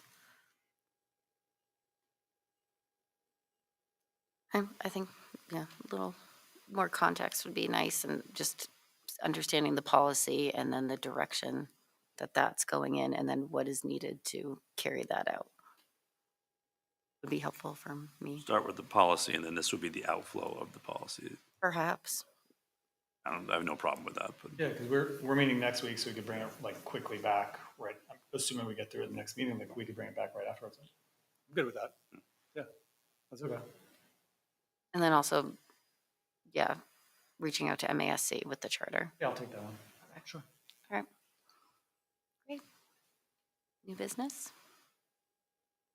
Since we're after 10 and we missed your deadline of 10 o'clock, I'll just bring up, so we will need someone in to take over signing the warrants, because that's been my job for the last few years. So, and I know Sasha can't do it because of his day job. So just someone else will need to take that over. It's very easy. It's DocuSign on your phone or your computer, and it's 1 to 2 times a week. So just something to keep in mind that should be handed over sooner rather than later. So we don't miss like payroll. Those emails go out. She needs it that day. I mean, historically, it used to happen like we'd sign them at the Thursday meeting. So there never seemed to be a rush because we would sign them every 2 weeks. But now, in the era of modern technology and DocuSign, I get an email and then I get a text, which is welcome because then I'd usually just jump right on it within a couple hours. So I usually do it that day is my goal. So I think ideally we're supposed to have 2 people. Technically, you're supposed to have a person and a backup person. We've only always had Yes, one. we only need one, one signator representing the school committee, but there should be a backup There should be a person. backup. So we'll just have 2. And it would be wonderful to have, not a gap between Kate's Exactly. departure and Right. whoever. That's why I'm bringing it whoever up, to be so. appointed next time. So, and I'm happy to go over the process with anybody.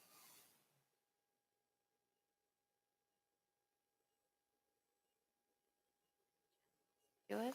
We don't need to decide right now. I just want to throw out there that's something that is sort of a little bit more of the essence. I don't think I can do it fast enough in a day, so. Yeah. I don't come up for air usually. Well, you're not on your phone, hopefully, all day as a teacher, so. I model good behavior here, Yeah, no, that's you should. I'm hearing Jen with Jenny as a backup. So I guess whoever needs to connect to. Yeah, we can vote to appoint someone next meeting. I think that's fine. Do you not have a backup now? Okay. I don't have a You backup. certainly have to vote, because Okay. that becomes a thing, yeah. Okay. Let's do that. Becomes a thing. Yeah, Becomes a I thing. know. I think I was Technical appointed, so term. Well, someone does need to be appointed. Sorry about the, We all knew exactly what you're talking sorry about the lingo there. but yes. The thing. The town treasurer's office is going to want, copies of the minutes of the meeting that you make the appointment. So it's going to need to be quite an official. Okay, so we can do that next meeting, and then the folks in central office will just need your cell phone number because they send lovely, friendly texts. And we'll show you how to use the DocuSign. It's actually It's quite easy. quite straightforward. But it is timely, especially the payroll warrants. There are 2 types of, every week there's probably 2 or 3 maybe. 2 or 3, yeah. But, the alternating, every other week with the payroll warrants, that becomes actually timely, because the treasurer's office will not process payroll without school committee approval to do so. I've done it on vacation. I mean, it is really quite easy. It really is. It's not, you could do it on your phone. Obviously, you could do it on a laptop. You could do it on any sort of device, but it's.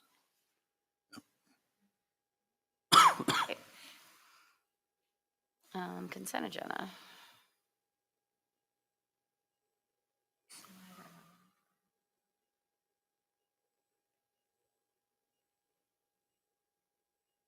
There are 4 motions.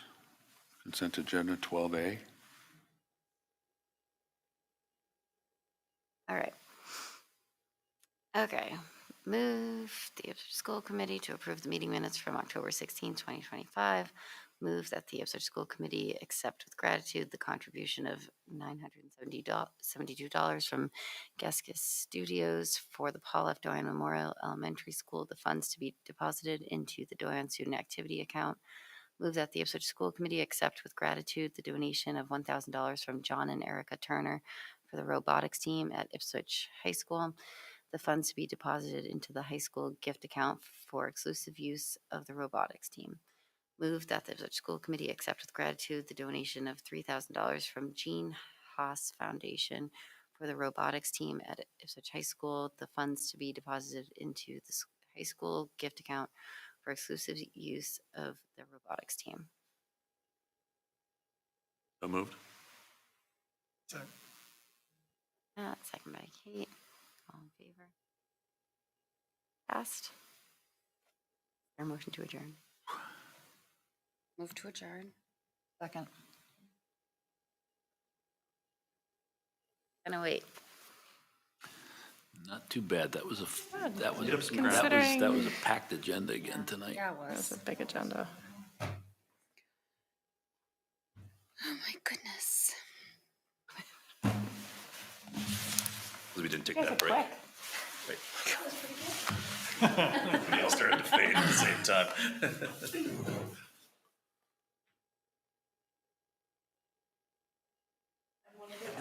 Yeah, I did that. You're down here.